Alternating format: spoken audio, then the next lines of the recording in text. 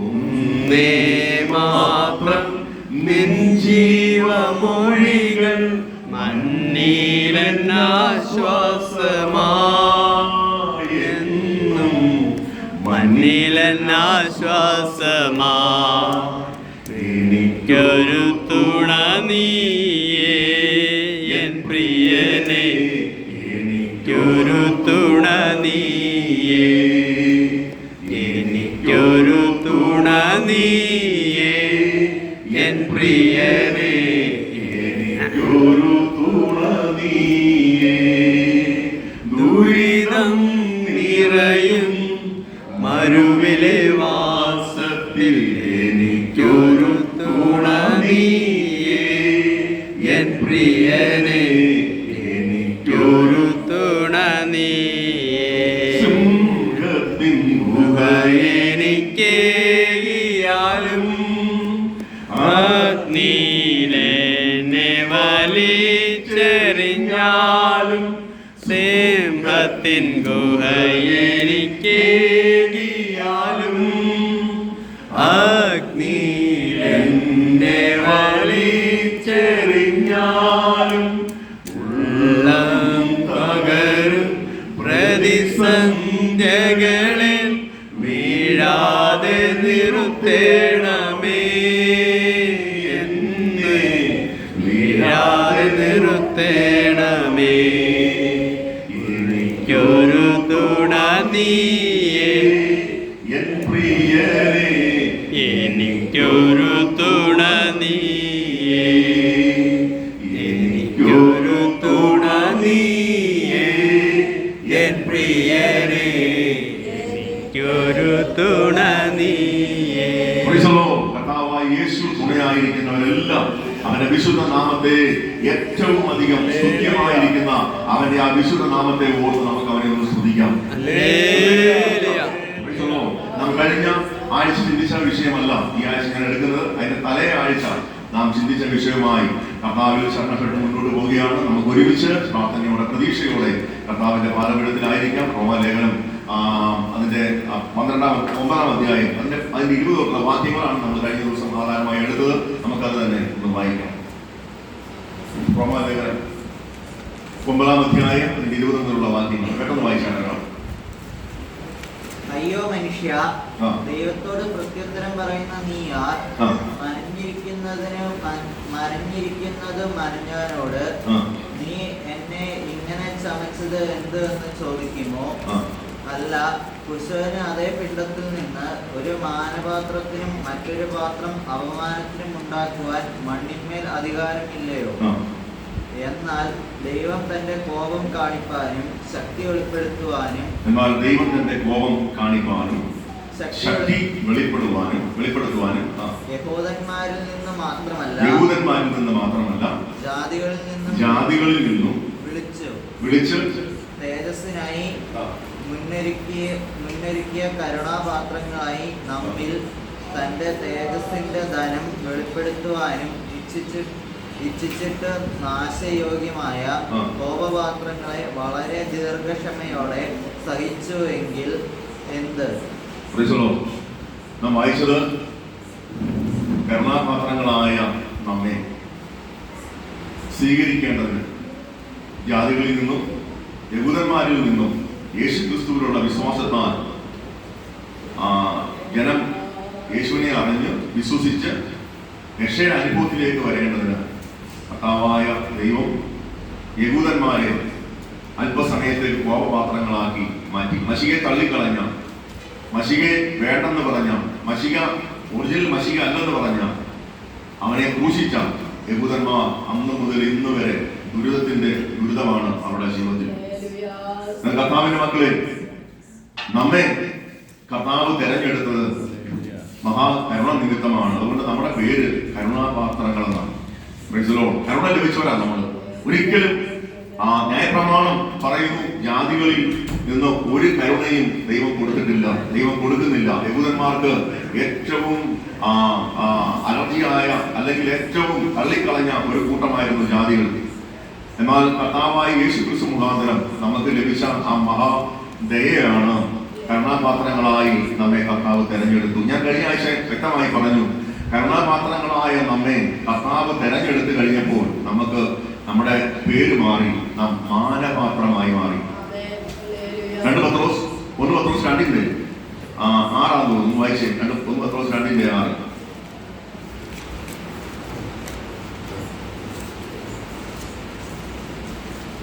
ഞാൻ അങ്ങോട്ട് പോകാൻ കാരണം 1 പത്രോസ് 2. ഞാൻ ശ്രേഷ്ഠവും മാന്യവുമായ ഒരു മൂലക്കല്ല് സിയോനിലിട്ടു, അവ എന്നിൽ വിശ്വസിക്കുന്നവൻ ലജ്ജിച്ചു പോകുകയില്ല എന്ന് തിരുവെഴുത്തിൽ കാണുന്നുവല്ലോ. വിശ്വസിക്കുന്ന നിങ്ങൾക്ക് ആ മാന്യതയുണ്ട്. വിശ്വസിക്കാത്തവർക്കോ വീട് പണിയുന്നവർ തള്ളിക്കളഞ്ഞ കല്ല് തന്നെ മൂലക്കല്ലും ഇടർച്ചക്കല്ലും തടങ്കൽ പാറയുമായി തീർന്നു. നമ്മുടെ യോഗ്യത ഒന്നുമല്ല നമ്മൾ മാന്യന്മാരായി തീർന്നത്. മാന്യതയിലേക്ക് നമ്മൾ വന്നത് നമ്മുടെ യോഗ്യതയല്ല. നാം നമ്മുടെ കർത്താവായ യേശുവിനെ കുറിച്ച് കേട്ടപ്പോൾ നാം അവനെ വിശ്വസിച്ചത് കൊണ്ടാണ്. ഒറ്റ വിശ്വാസത്താൽ നാം അവന്റെ ആ ക്രൂശീകരണത്തെയും രക്ഷയും അവൻ രണ്ടാമതായി വരുന്നതും അവൻ നമുക്ക് വേണ്ടി ഒരുക്കിയിട്ട ആ പട്ടണവും നമ്മൾ വിശ്വസിച്ചത് കൊണ്ട് നാം ആ മാന്യ പദവിയിലേക്ക് നമ്മൾ വന്നു. ആ മാനപാത്രമായി നമ്മെ കർത്താവ് മാറ്റി എന്ന് പറഞ്ഞാൽ കർത്താവിലുള്ള വിശ്വാസം നമുക്ക് മാനപാത്ര പദവിയിലേക്ക് നമ്മെ കൊണ്ടുവന്നു. ദൈവങ്ങളെ, ഞാൻ കഴിഞ്ഞ ദിവസങ്ങളിൽ 1-2 പാത്രങ്ങളെ കുറിച്ച് മാത്രം ഞാൻ പ്രസംഗിച്ച് ഞാൻ ആ ഭാഗം വിട്ടു. ഇവിടെ തന്നെ നമുക്കറിയാം 4 പാത്രങ്ങളെ കുറിച്ചാണ് പറയുന്നത്. ഒന്നേതാണ് 21 വായിച്ചു. 21 പ്രമാലേഖനം ഇപ്പൊ നമ്മൾ വായിച്ച 9:21. അയ്യോ മനുഷ്യ, ദൈവത്തോട് പ്രത്യുത്തരം പറയുന്ന നീ ആർ? മനഞ്ഞിരിക്കുന്നത് മനഞ്ഞവനോട് നീ എന്നെ ഇങ്ങനെ ചമച്ചത് എന്ത് എന്ന് ചോദിക്കുമോ? അല്ല, കുശവന് അതേ പിണ്ടത്തിൽ നിന്ന് ഒരു പാത്രം മാനത്തിനും മറ്റൊരു പാത്രം അപമാനത്തിനും ഉണ്ടാക്കുവാൻ.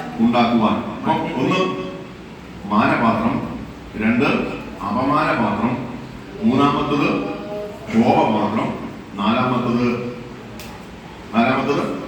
കരുണാപാത്രം. നമ്മൾ 5ാമത് ഓർമ്മ ചിന്തിച്ചു, പക്ഷേ സമയമില്ലാത്തതുകൊണ്ട് ഞാൻ അവിടെ നിർത്തി. അപ്പോസ്തല പ്രവൃത്തി 9:12 നമ്മളത് വായിച്ചേ 9:15. അപ്പോസ്തല പ്രവൃത്തി 9:15. നമ്മൾ ഇതിലൊക്കെ ചിന്തിച്ചതായതുകൊണ്ട് ഞാൻ അവിടെ നിൽക്കുന്നില്ല. വേഗത്തിൽ ഞാൻ മാനപാത്രവും വിട്ട് മറ്റൊരു വിഷയത്തിലേക്ക് പെട്ടെന്ന്. നീ പോക, അവന്റെ നാമം ജാതികൾക്കും രാജാക്കന്മാർക്കും ഇസ്രായേൽ മക്കൾക്കും മുമ്പിൽ വഹിപ്പാൻ ഞാൻ തെരഞ്ഞെടുത്ത ഒരു പാത്രമാണ്. കർത്താവിന്റെ മക്കളെ, നമ്മെ ഞാൻ കഴിഞ്ഞ ദിവസം പറഞ്ഞു, വിളിയുണ്ട്, തെരഞ്ഞെടുപ്പുമുണ്ട്, അല്ലേ? തെരഞ്ഞെടുക്കപ്പെട്ടവർ കർത്താവിന്റെ കൂടെ വാഴും. വിളിച്ചവർ അനേകരെങ്കിലും അവരാ വിളി കേട്ട് അനുസരണത്തോടെ നിൽക്കാത്തവർ കോപത്തിനിരയാകുമ്പോൾ വിളി കേട്ട് ആ ഇടയന്റെ കൂടെ നടന്ന, ഇടയന്റെ ഇമ്പമായ സ്വരം കേട്ട് ഇടയൻ പറയുന്ന വഴിയിൽ നടന്ന തന്റെ ഭക്തന്മാർ അവൻ രണ്ടാമത് ചേർക്കാൻ കടന്നു വരുമ്പോൾ, അവർ സന്തോഷിക്കുമ്പോൾ ഒരു കൂട്ടം കോപപാത്രങ്ങളായി, ഒരു കൂട്ടം വീണ്ടും മാനപാത്രമായിരുന്ന പലതും കോപപാത്രങ്ങളായി മാറുന്നത് കണ്ട് കണ്ണുനീരോടെ നമ്മൾ ഈ ദിവസങ്ങളിൽ അവർക്ക് വേണ്ടി നിലവിളിക്കേണ്ടതായിട്ടുണ്ട് എന്ന് ഞാൻ കഴിഞ്ഞ ആഴ്ച പറഞ്ഞു. കർത്താവിന്റെ മക്കളെ, കർത്താവിന്റെ സഭയെ മുടിച്ച യഹൂദന്റെ നല്ല അധികാര പദവിയിൽ ഇരുന്ന, ഏറ്റവും അധികം വിദ്യാഭ്യാസമുള്ള, നല്ല സമ്പന്നനായ കുടുംബത്തിൽ ജനിച്ച പൗലോസിന്റെ ചിന്തയിൽ ഊരിത്തിരിഞ്ഞത്, തന്റെ യൗവന പ്രായത്തിൽ ഊരിത്തിരിഞ്ഞത്, യേശുവിന്റെ നാമം പറയുന്നവരെ എല്ലാം കൊല്ലുക, അവരെ മുടിക്കുക, അതിനുള്ള അധികാരപത്രം മഹാപുരുഷന്മാരുടെ കയ്യിൽ നിന്ന് മേടിച്ചുകൊണ്ട് ഭ്രാന്തനെ പോലെ അനേകരെ കൊന്നുമുടിക്കാൻ ആഗ്രഹിച്ചുകൊണ്ട് കടന്നുപോയ പൗലോസിനെ നോക്കിക്കൊണ്ട് കർത്താവ് ഇങ്ങനെ പറഞ്ഞു, ഇവൻ ഒരു തെരഞ്ഞെടുക്കപ്പെട്ട പാത്രമായി ഞാൻ ഇവനെ മാറ്റാൻ പോവുകയാണ്, തെരഞ്ഞെടുക്കപ്പെട്ട ഒരു വ്യക്തിയായി ഇവനെ ഞാൻ മാറ്റാൻ പോവുകയാണ് എന്നുള്ള ആ ചിന്തയിൽ കർത്താവ് ആ കോപത്തോടെ വന്ന ഈ കർത്താവിന്റെ മക്കളെ അടിച്ചുടയ്ക്കുവാൻ വളരെ ശക്തമായി കുറെ ആൾക്കാരെ കൂട്ടി കർത്താവിന്റെ മക്കളെ അടിച്ചുടയ്ക്കാൻ ചിന്തിച്ചുകൊണ്ട് ഡെമസ്കോസിലേക്ക് വന്ന പൗലോസ് കണ്ടത് ശക്തമായ ഒരു ദൈവത്തിന്റെ മഹാപ്രവൃത്തിയാണ് കണ്ടത്. കാരണം താൻ ജീവിക്കുന്ന ക്രിസ്തുവിനെ അവന്റെ ആ മക്കളെ അടിച്ചുടയ്ക്കുവാൻ വേണ്ടിയുള്ള അധികാരപത്രവുമായി ന്യായപ്രമാണത്തിന്റെ വെല്ലുവിളിയുമായി മുന്നോട്ട് വന്നപ്പോൾ കർത്താവിന്റെ കരം അവനെ തൊടുകയും അവൻ നിലത്ത് വീണുകൊണ്ട് അവനെ രണ്ട് കണ്ണും പീസടിച്ച് അവൻ കിടക്കുമ്പോൾ അവന് വേണ്ടി സൗഖ്യത്തിന് വേണ്ടി പ്രാർത്ഥിക്കാൻ ഒരാളെ വിളിച്ചേൽപ്പിക്കുമ്പോൾ ആ ഉപദേശി പറയുകയാണ്, അയ്യോ ഞാൻ അവനടുത്ത് പോയില്ല, അവൻ ഭയങ്കര കൊല്ലും കൊലയുമുള്ളവനാ, അവൻ കർത്താവിന്റെ മക്കളെ കൊന്നുപിടിക്കുവാൻ അധികാരപത്രവുമായി വന്നവനാണെന്ന് പറഞ്ഞപ്പോൾ കർത്താവ് പറയുകയാണ്, ഞാൻ അവനെ തെരഞ്ഞെടുത്ത ഒരു പാത്രമാണ്. ദൈവങ്ങളെ ഇന്ന് പകൽക്കാരെല്ലാത്തിരിക്കുന്ന നിങ്ങളോട് എനിക്ക് പറയാനുള്ളത്, ഇതിനകത്ത് തെരഞ്ഞെടുത്ത പാത്രങ്ങളുണ്ട്.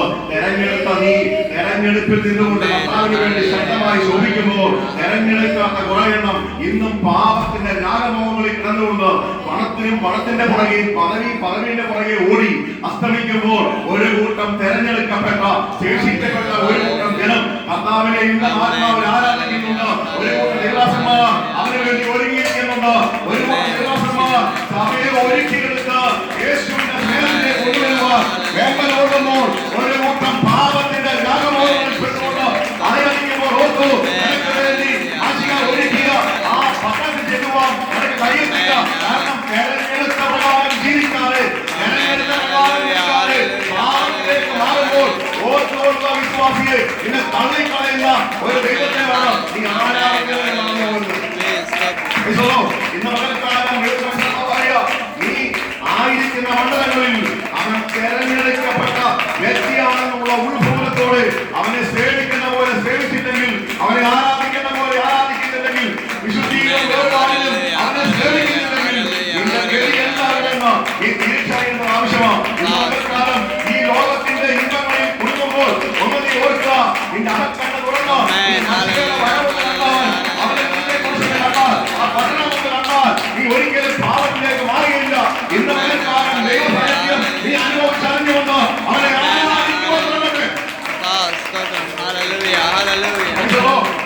ഈ തെരഞ്ഞെടുക്കപ്പെട്ട ഒരു പാത്രമാണ്. നീ മറന്നു പോകരുത്. നീ കുപ്പക്കുഴി കിടന്നപ്പോൾ, നീ രോഗിയായി കിടന്നപ്പോൾ, നീ പാപത്തിന്റെ ദാസനായി കിടന്നപ്പോൾ അവിടെ ഇറങ്ങി വന്ന നിന്റെ പാപത്തെ നീക്കി, നിന്റെ ശാപത്തെ നീക്കി, നിന്നെ വിളിച്ചിട്ടുള്ള അതിന്റെ മുമ്പിൽ നീ എങ്ങനെ ജീവിക്കണമെന്ന് ഇന്ന് പകൽക്കാലം ദൈവത്തിന്റെ പരിശുദ്ധാത്മാവ് ശക്തമായി പറയുക.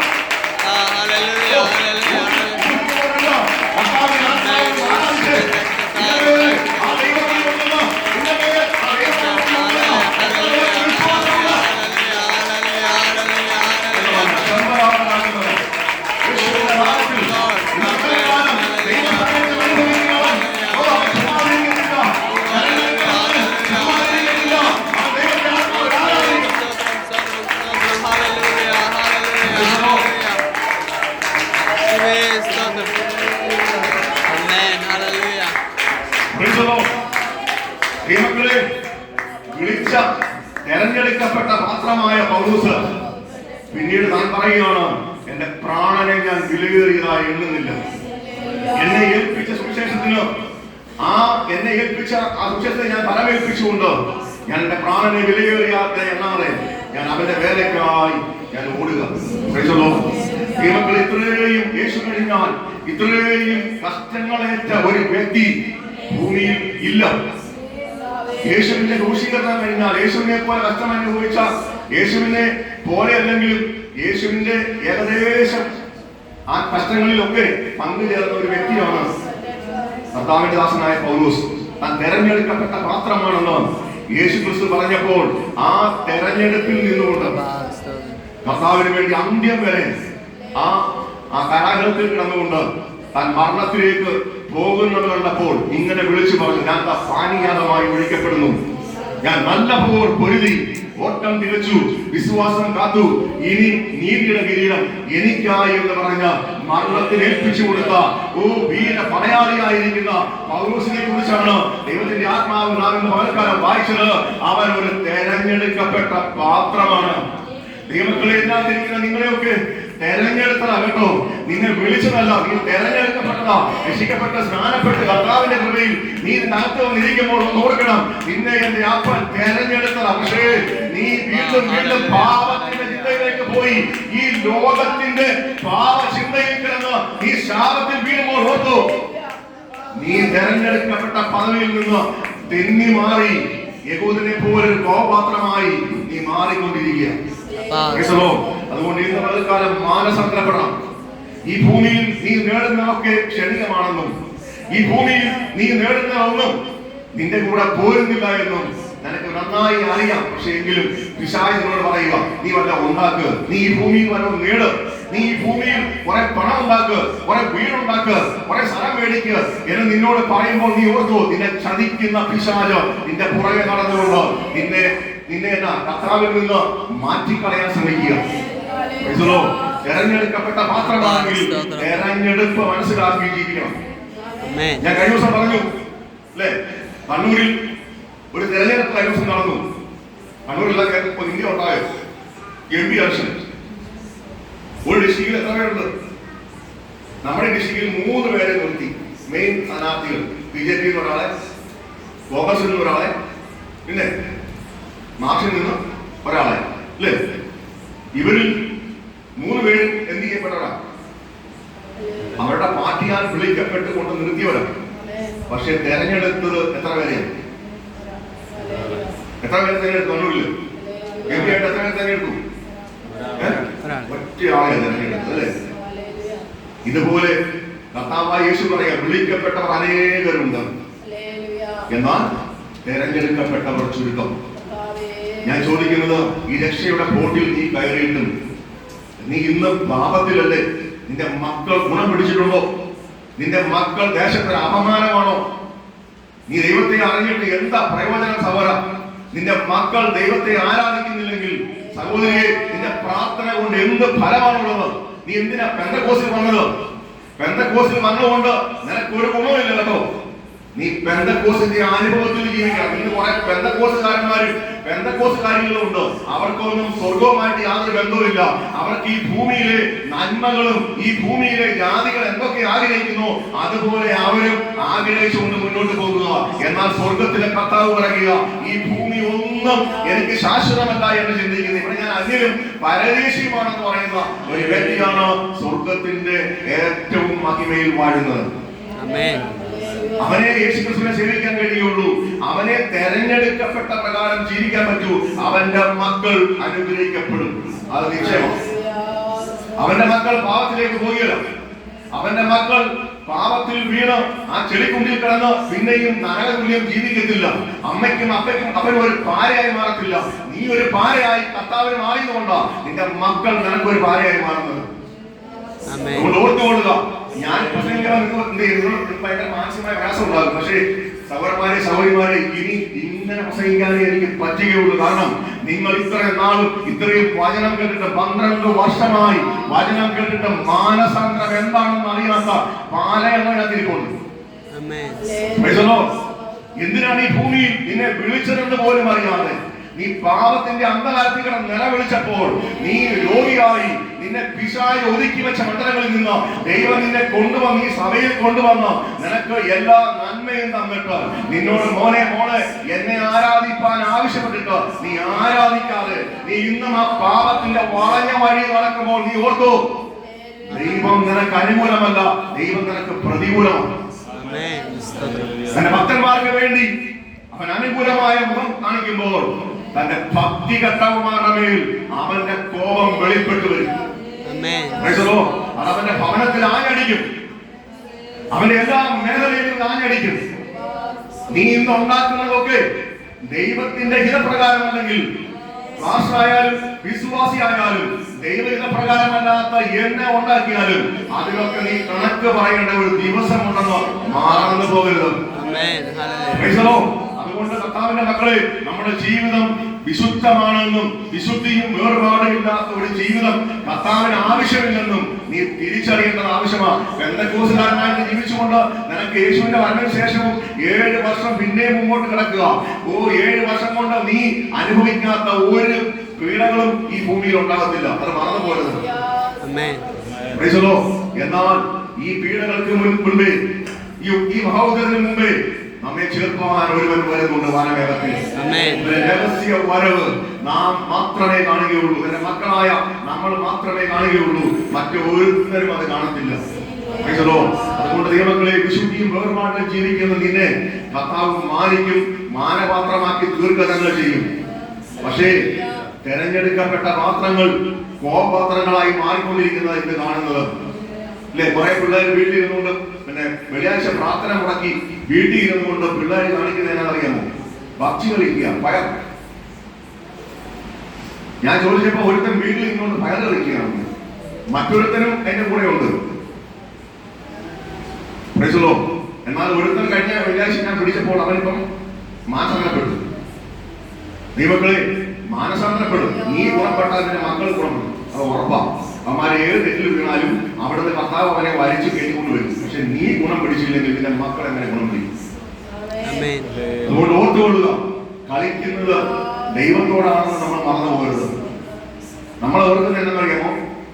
കർത്താവ് നമ്മെ കൊണ്ടുവന്നു, നമ്മെ സ്നേഹിച്ചെല്ലാം തന്നു. ഇനി ഇങ്ങനെ പോകും അല്ലേ, ഇങ്ങനെ പോകും. പക്ഷേ അവന്റെ കോപത്തിന്റെ മുഖം കണ്ട ഒരാള് പറയുക, ദൈവമേ എന്നെ കോപത്തോടെ നോക്കരുത്.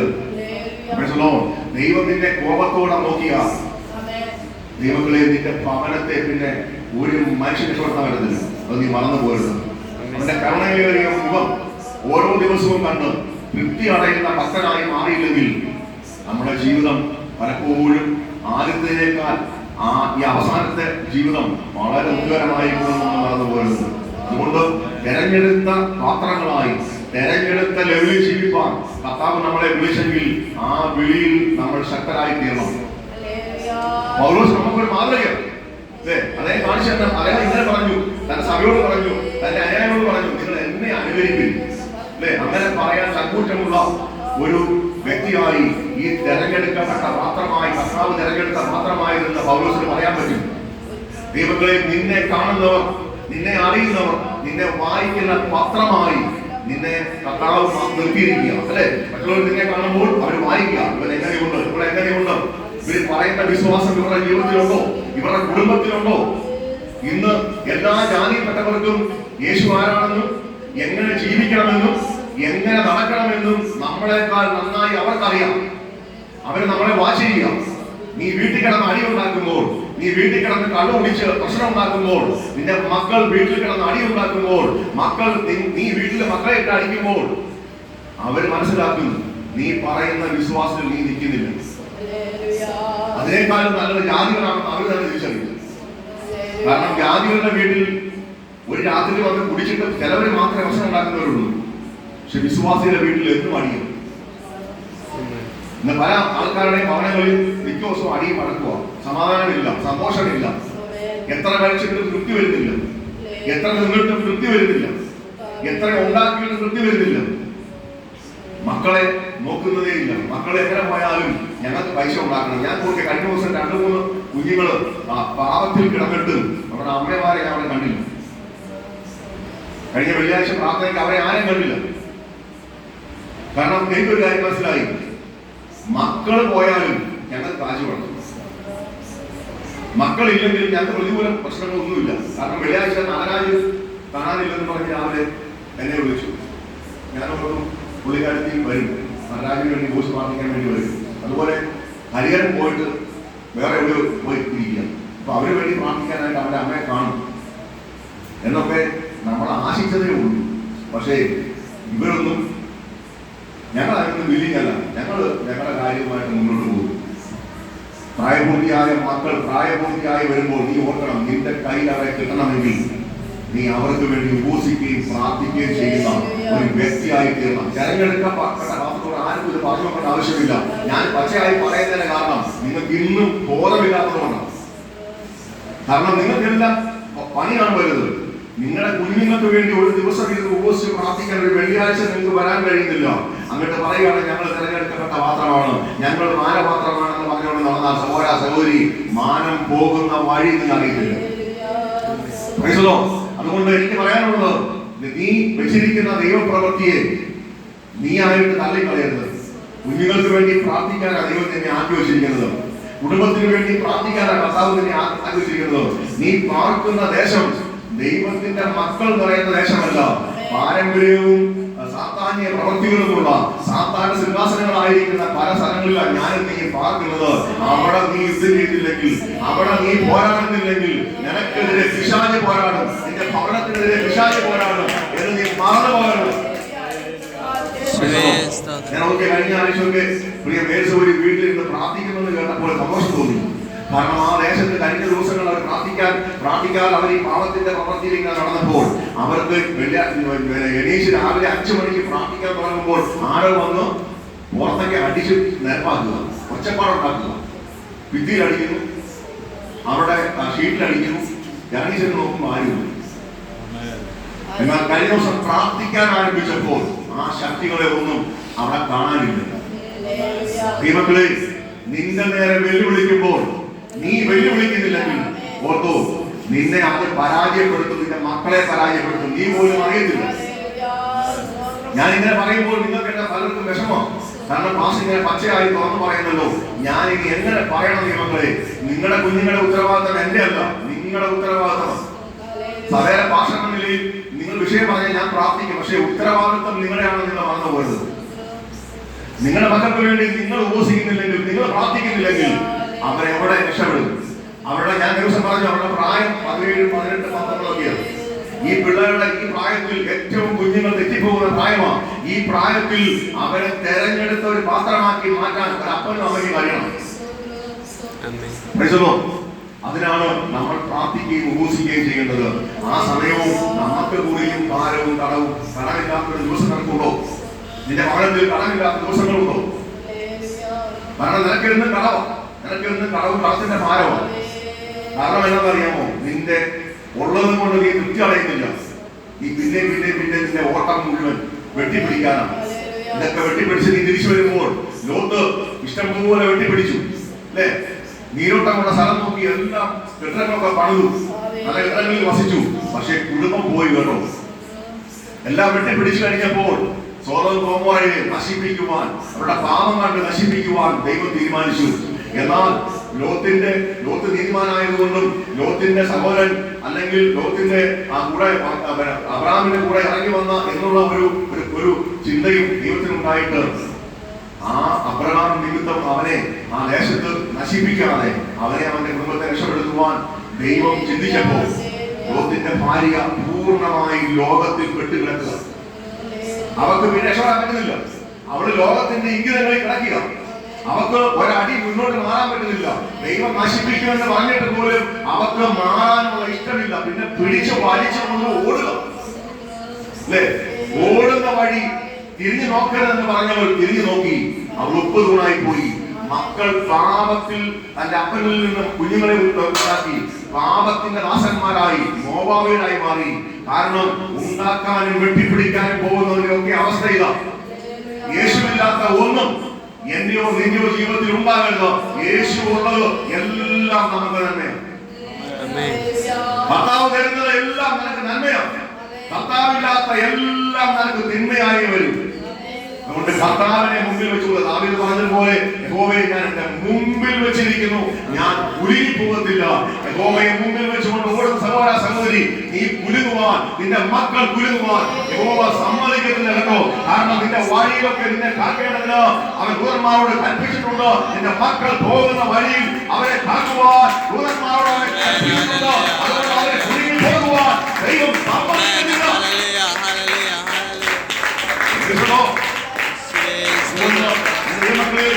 വചനം കേൾക്കുമ്പോൾ നമ്മെ തന്നെ ചലിക്കുന്നവരായി തീരരുത്.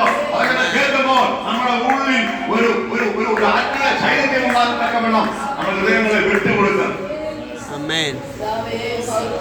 ഒരു കോപപാത്രമായി മാറാനാണ് കർത്താവിനെ വിളിച്ചത് കേട്ടോ. നിന്നെ മെടഞ്ഞത് കോപപാത്രമായിട്ടായിരിക്കാം, പക്ഷേ അവൻ നിന്നെ തെരഞ്ഞെടുത്തപ്പോൾ നീ തെരഞ്ഞെടുത്ത പാത്രമായി മാറി. നീ ഒരു മാനപാത്രമായി മാറി. അതേ പൗലോസ് പറഞ്ഞ കാര്യം ഞാൻ കൈവശം വായിച്ചു. ഒരു വീട്ടിൽ പലവിധമായ ഉപകരണങ്ങൾ ഉണ്ടാകുന്നു. അത് ചിലത് മാനത്തിനും ചിലത് ഹീനകാര്യത്തിനും ഉപയോഗിക്കും. എന്നാൽ നീ നിന്നെ തന്നെ വിശുദ്ധിയിലും വേർപാടിലും സൂക്ഷിക്കുന്നെങ്കിൽ നീ ഉടയവന് യജമാനന് ഇഷ്ടമുള്ള മാനപാത്രമായി തീരുമെന്ന് കഴിഞ്ഞ ആഴ്ച നമ്മൾ പഠിച്ചത് അല്ലേ?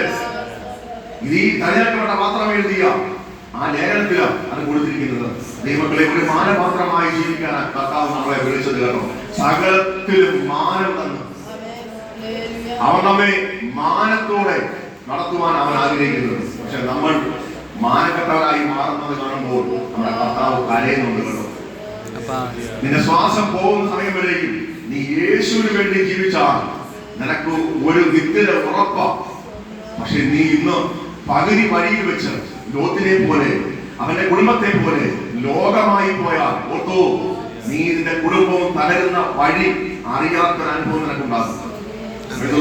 അതുകൊണ്ട് തെരഞ്ഞെടുക്കപ്പെട്ട പാത്രമായി നമുക്ക് മുന്നോട്ട് യാത്ര ചെയ്യാം. അടുത്ത പാത്രത്തെ കുറിച്ച് യോഹന്നാൻ സുവിശേഷം 2-ാം അധ്യായം അതിന്റെ 5-ാമത്തെ വാക്യം കൊണ്ട് വായിച്ചു.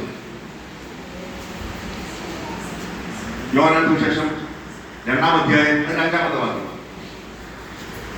പെട്ടെന്ന് വായിച്ചു. പെട്ടെന്ന് ഉണ്ടായിരുന്നു. യേശു അവരോട്, ഈ കൽപാത്രങ്ങളിൽ വെള്ളം നിറപ്പിൻ എന്ന് പറഞ്ഞു. അവർ വക്കോളവും നിറച്ചു. ഇപ്പോൾ കോരി വിരുന്നുവാഴിക്ക് കൊണ്ടുപോയി. അവിടെ എത്ര കൽപാത്രം ഉണ്ടായിരുന്നു? 6 കൽപാത്രം. ശരിക്കും പറഞ്ഞാൽ ഈ കൽപാത്രം അകത്താണോ പുറത്താണോ? ഉറമ്പറമ്പിൽ കിടന്നതാണ് അല്ലേ? ജനത്തിൽ കയറി വരുമ്പോൾ കാലിൽ ചെളി ഉണ്ടെങ്കിൽ അല്ലെങ്കിൽ കാലിൽ ശുദ്ധീകരണ നിയമം അനുസരിച്ച്, യഹൂദന്മാരുടെ ശുദ്ധീകരണ നിയമം അനുസരിച്ച് ഒരു വീട്ടിലോട്ട് കയറി വരുമ്പോൾ കാല് കഴുകാൻ പുറത്ത് ഉപേക്ഷിച്ച പാത്രം അല്ലേ? നമ്മളെങ്ങനെയായിരുന്നു?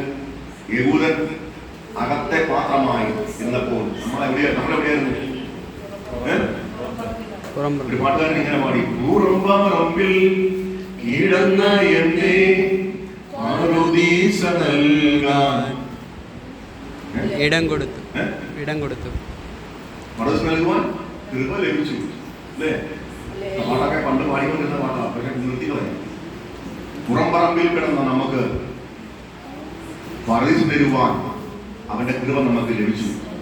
ദൈവങ്ങളെ, പുറംപറമ്പിൽ കിടന്ന കൽപാത്രം യേശു തൊട്ടപ്പോൾ, യേശു പറഞ്ഞപ്പോൾ, യേശു വെള്ളം കോരി ഒഴിക്കാൻ പറഞ്ഞപ്പോൾ ആ പാത്രം അകത്തെ പാത്രമായി മാറി. എന്ന് പറഞ്ഞാൽ അകത്തിരിക്കുന്നവന് കുടിക്കാൻ, അകത്തിരിക്കുന്നവന് സന്തോഷിപ്പാൻ കഴിയുന്ന പാത്രമായി ആ 6 കൽപാത്രമായി ഇന്ന് പകൽക്കാലം പരിശുദ്ധാത്മാവ് പറയുക, ഇതിന്റെ അകത്തിരിക്കുന്ന നിന്നെ ദൈവം പുറത്ത് കിടന്ന് നിന്നെ ആർക്കും വേണ്ടാതെ കിടന്ന് നിന്നെ പിശാച് ചവിട്ടിക്കൊണ്ടിരുന്ന നിന്നെ കർത്താവ് തെരഞ്ഞെടുത്ത് ഇതിന്റെ അകത്ത് കൊണ്ടുവന്നപ്പോൾ നിന്റെ പേര് ആ പുറംപറമ്പിൽ കിടന്നതല്ല, അകത്തു വന്ന ദൈവത്തിന്റെ ഭവനത്തിന്റെ അകത്ത് വന്ന ഒരു മാനപാത്രമായി നീ മാറാനാണ് ദൈവം നിന്നെ അകത്ത് കൊണ്ടുവന്നതല്ലേ? യേശു പൊട്ടപ്പോൾ ആ പാത്രം, പുറത്തു കിടന്ന പാത്രം അകത്ത് രുചികരമായ വീഞ്ഞു കൊടുക്കുന്ന പാത്രമായി മാറുവാൻ കർത്താവിന് കഴിയുമെങ്കിൽ ഇന്ന് ഓർത്തു, നിന്റെ ജീവിതം മാറ്റിമറിച്ചത് യേശുവിന്റെ സ്നേഹമാണെന്ന് മറന്നു പോകരുത്. നീ ഇതിന്റെ അകത്തിരുന്ന് സ്വസ്ഥതയോടെ സമാധാനത്തോടെ കർത്താവിനെ ആരാധിക്കുമ്പോൾ അനേകർ മദ്യപിച്ചും ലഘുകർക്കും ലഹാനം പിടിച്ചും ഇന്ന് ലോകത്ത് സമാധാനമില്ലാതെ ആത്മഹത്യ പെരുകുമ്പോൾ, രോഗത്താൽ മരണപ്പെടുമ്പോൾ ഓർത്തു, ഇന്നും ഒരു രോഗവുമില്ലാതെ നിന്നെ ഇതിന്റെ അകത്തിരുത്തിയിരിക്കുന്നത് അവൻ നിന്നെ കണ്ടതുകൊണ്ട്. അവൻ നീ പുറംപറമ്പിൽ കടന്ന പാത്രമായ നിന്നെ, ആ കൽപാത്രമായ നിന്നെ അകത്ത് കൊണ്ടുവന്ന് മാനപാത്രമാക്കിയ സ്നേഹമുണ്ടല്ലോ. അത് ഓർക്കണം, നീ ഒരിക്കലും തിരിഞ്ഞു പോകുകയില്ല. നീ എവിടെ കടന്നയാ? ആർക്കും വേണ്ടാത്ത പാത്രമായി കടന്നതാ. അതിന് പുറത്ത് നിനക്കകത്ത് വരെ സ്ഥാനമില്ല. യഹൂദന്റെ വരകത്ത് സ്ഥാനമില്ല. നീ പുറത്തുള്ള 6 കൽപാത്രമായി കിടക്കുക. എന്നാൽ യേശു അകത്ത് പോയി വീഞ്ഞു പോരുന്ന പാത്രം നോക്കിയില്ല. യേശു പുറത്തു നിന്നുകൊണ്ട് ആ പുറംപറമ്പിൽ കിടന്ന പാത്രത്തിന് നോക്കിയിട്ട് പറഞ്ഞു, ആ 6 കൽപാത്രത്തിൽ വെള്ളം നിറയ്ക്കാൻ പറഞ്ഞു അല്ലേ? യഹൂദൻ ചോദിച്ചേനെ, കർത്താവേ, ആ പാത്രത്തിൽ വെള്ളം നിറച്ചുകൊണ്ട് കാല് കഴുകാനല്ലേ ഉള്ളൂ അല്ലേ? അത് ഹീനമായ കാര്യത്തിൽ ഉപയോഗിക്കുന്ന പാത്രമാണ്, അതുകൊണ്ട് വല്ല കാര്യമുണ്ടോ? എന്നാൽ അവർ ഒന്നും ചോദിച്ചില്ല. പറഞ്ഞതാരാ? യേശുവോ അല്ലേ? അവന്റെ അമ്മ പറയാ, അവൻ എന്തെങ്കിലും നിങ്ങളോട് കൽപ്പിച്ചാൽ നിങ്ങൾ അത് ചെയ്യാൻ പറഞ്ഞു അല്ലേ? അതുകൊണ്ട് അവൻ ഒന്നും ചോദിച്ചില്ല. അവര് വെള്ളം കോരി നിറച്ചു. അത് ശുദ്ധീകരണത്തിനായി പുറത്തിട്ടിരുന്ന പാത്രമാണെന്നൊന്നും അവർ നോക്കിയില്ല. ആ വീട്ടിൽ വീഞ്ഞ് തീർന്നു പോയി. അവിടെ നാണക്കേട് മാറുവാൻ അവരെന്തും ചെയ്യുമെന്ന് പറഞ്ഞ് നിൽക്കുമ്പോഴാണ് മശിഹ പറഞ്ഞത്, പുറത്തു കിടന്ന കൽപാത്രത്തിൽ വെള്ളം നിറയ്ക്കാൻ. ഒരു യഹൂദനും പുറത്ത് കിടന്ന പാത്രത്തിൽ നിന്ന് വെള്ളം കുടിക്കത്തില്ല. പക്ഷെ ആ പാത്രത്തിലേക്ക് മശിഹ പറഞ്ഞപ്പോൾ വെള്ളം നിറച്ചിട്ട് കർത്താവ് പറഞ്ഞു, കോരി എന്ത് ചെയ്യണം? വിരുന്നുവാഴി കൊണ്ട് കൊടുക്കുക. അകത്തിരുന്ന പാത്രത്തിലെ വീഞ്ഞ് മാറി ശ്രേഷ്ഠമായ പാത്രത്തിലെ വീഞ്ഞ് തീർന്നപ്പോൾ പുറംപറമ്പിൽ കിടന്ന പാത്രത്തിൽ കർത്താവ് വീഞ്ഞ് നിറച്ചിട്ട് പറഞ്ഞു അവിടെ വിരുന്നുവാഴിക്ക് കൊണ്ട് കൊടുക്കാൻ പറഞ്ഞു. ദൈവങ്ങളെ, ഇതല്ലേ നമുക്കും ഉണ്ടായത്. പുറത്ത് കിടന്ന നമ്മൾ ആർക്കും വേണ്ടാതെ നമ്മെ കർത്താവ് തേടി വന്നപ്പോൾ ഞാനും നീയും എല്ലാവർക്കും വേണ്ടതായി മാറിയെങ്കിൽ ഇന്ന് പകൽക്കാലം അവന്റെ സ്നേഹത്തെ ഓർത്ത് നിനക്ക് അവനെ എങ്ങനെ ആരാധിക്കാൻ പറ്റും? ആമേൻ. ഹല്ലേലൂയ. ഹല്ലേലൂയ. ആർക്കും വേണ്ടാത്ത, വീട്ടുകാർക്കും നാട്ടുകാർക്കും വേണ്ടാത്ത കാര്യം ഞാൻ ദൈവങ്ങളെ മദ്യപിച്ച് രഹാനം കെട്ട് ഈ ലോകത്തിന്റെ എല്ലാ ഇമ്പങ്ങളിൽ നടക്കുന്ന ഒരു കാലം എനിക്കുണ്ടായിരുന്നു. അന്ന് എന്റെ വീട്ടുകാർക്ക് ഞാൻ മോശക്കാരനായിരുന്നു. എന്റെ നാട്ടുകാർ കാണുമ്പോൾ ഇവനൊന്നും ഒരിക്കലും ഗുണം പിടിക്കത്തില്ല എന്ന് പറഞ്ഞൊരു കാലമുണ്ടായിരുന്നു. എന്നാൽ ഈ കൽപാത്രമായി പുറത്തു കിടന്ന എന്നെ മശിക വന്ന് തൊട്ടപ്പോൾ ആ പാത്രം മാനപാത്രമായി മാറിയെന്നല്ല, ഇന്ന് നിങ്ങളെ ഉപദേശിക്കുന്ന ഒരു പാത്രമായി കർത്താവിനെ മാറ്റുവാൻ ഇടയാക്കിയത് അവനെ തെരഞ്ഞെടുത്തതും അവനെ തേടി വന്നതും അവനെ ഞാൻ പുറംപറമ്പിൽ കിടന്നെടുത്ത് മശികയുടെ സ്നേഹം ഞാൻ അറിഞ്ഞപ്പോൾ ഞാൻ അകത്ത് വന്ന് അവനെ ആരാധിക്കാൻ തുടങ്ങിയപ്പോൾ അവനെ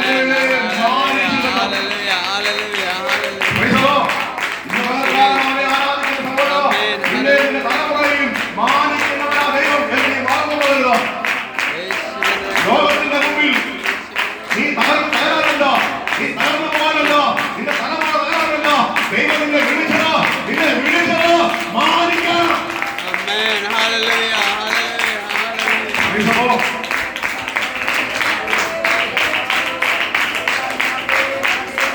അതുകൊണ്ട് ഇന്ന് ഞാൻ പറയട്ടെ, നമ്മുടെ ജീവിതം കർത്താവിന് സമർപ്പിച്ചതാണെങ്കിൽ നമ്മൾ അങ്ങനെ ജീവിക്കണം. 2 തോണി കാൽ വെച്ചുള്ള യാത്രയുണ്ടല്ലോ, പകുതി ലോകവും പകുതി സഭയും. ആ പോക്ക് ഓർത്തോ നാശകരമായ പോക്കാണ്. ഇന്ന് അനേക ഉപദേശിമാരും ഇങ്ങനെയാണ്. അധികാരത്തിന് വേണ്ടി, പണത്തിന് വേണ്ടി, പദവിക്ക് വേണ്ടി അവർ മഷികയെ മറന്ന് പ്രവർത്തിക്കുക. ദൈവങ്ങളെ, വിശ്വാസികൾ പണക്കൊതിയന്മാരാക്കി മാറാൻ ഒരു പരിധി വരെ ഈ പാസ്റ്റർമാരാണെന്ന് പറഞ്ഞാൽ ഒരു വിധത്തിലും തെറ്റായി വരത്തില്ല. കാരണം ടിവിയിലൂടെയും മറ്റുള്ള മാധ്യമങ്ങളിലൂടെയും അവർ പ്രസംഗിക്കുന്നത് പണമാണ് വലുതെന്നാണ്.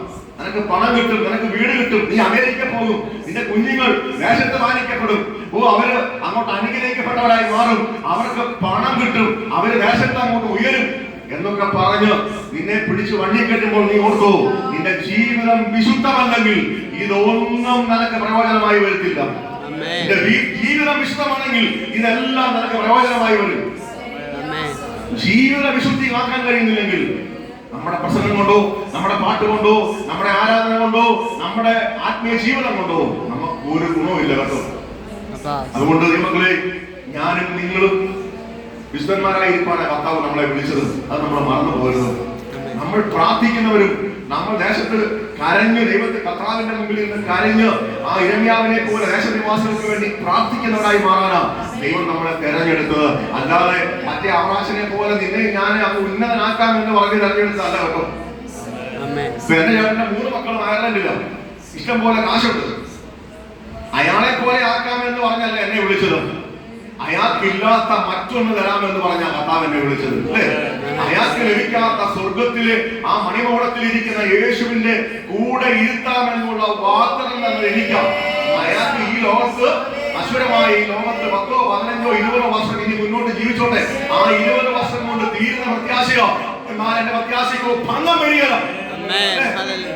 അവന്റെ പ്രത്യാശയ്ക്ക് ഭംഗം വരുമ്പോൾ എന്റെ പ്രത്യാശയ്ക്ക് ഭംഗം വരികയില്ല. കാരണം എന്റെ പ്രത്യാശ ക്രിസ്തുവിന്റെ കൂടെ വാഴുക എന്നുള്ളത്.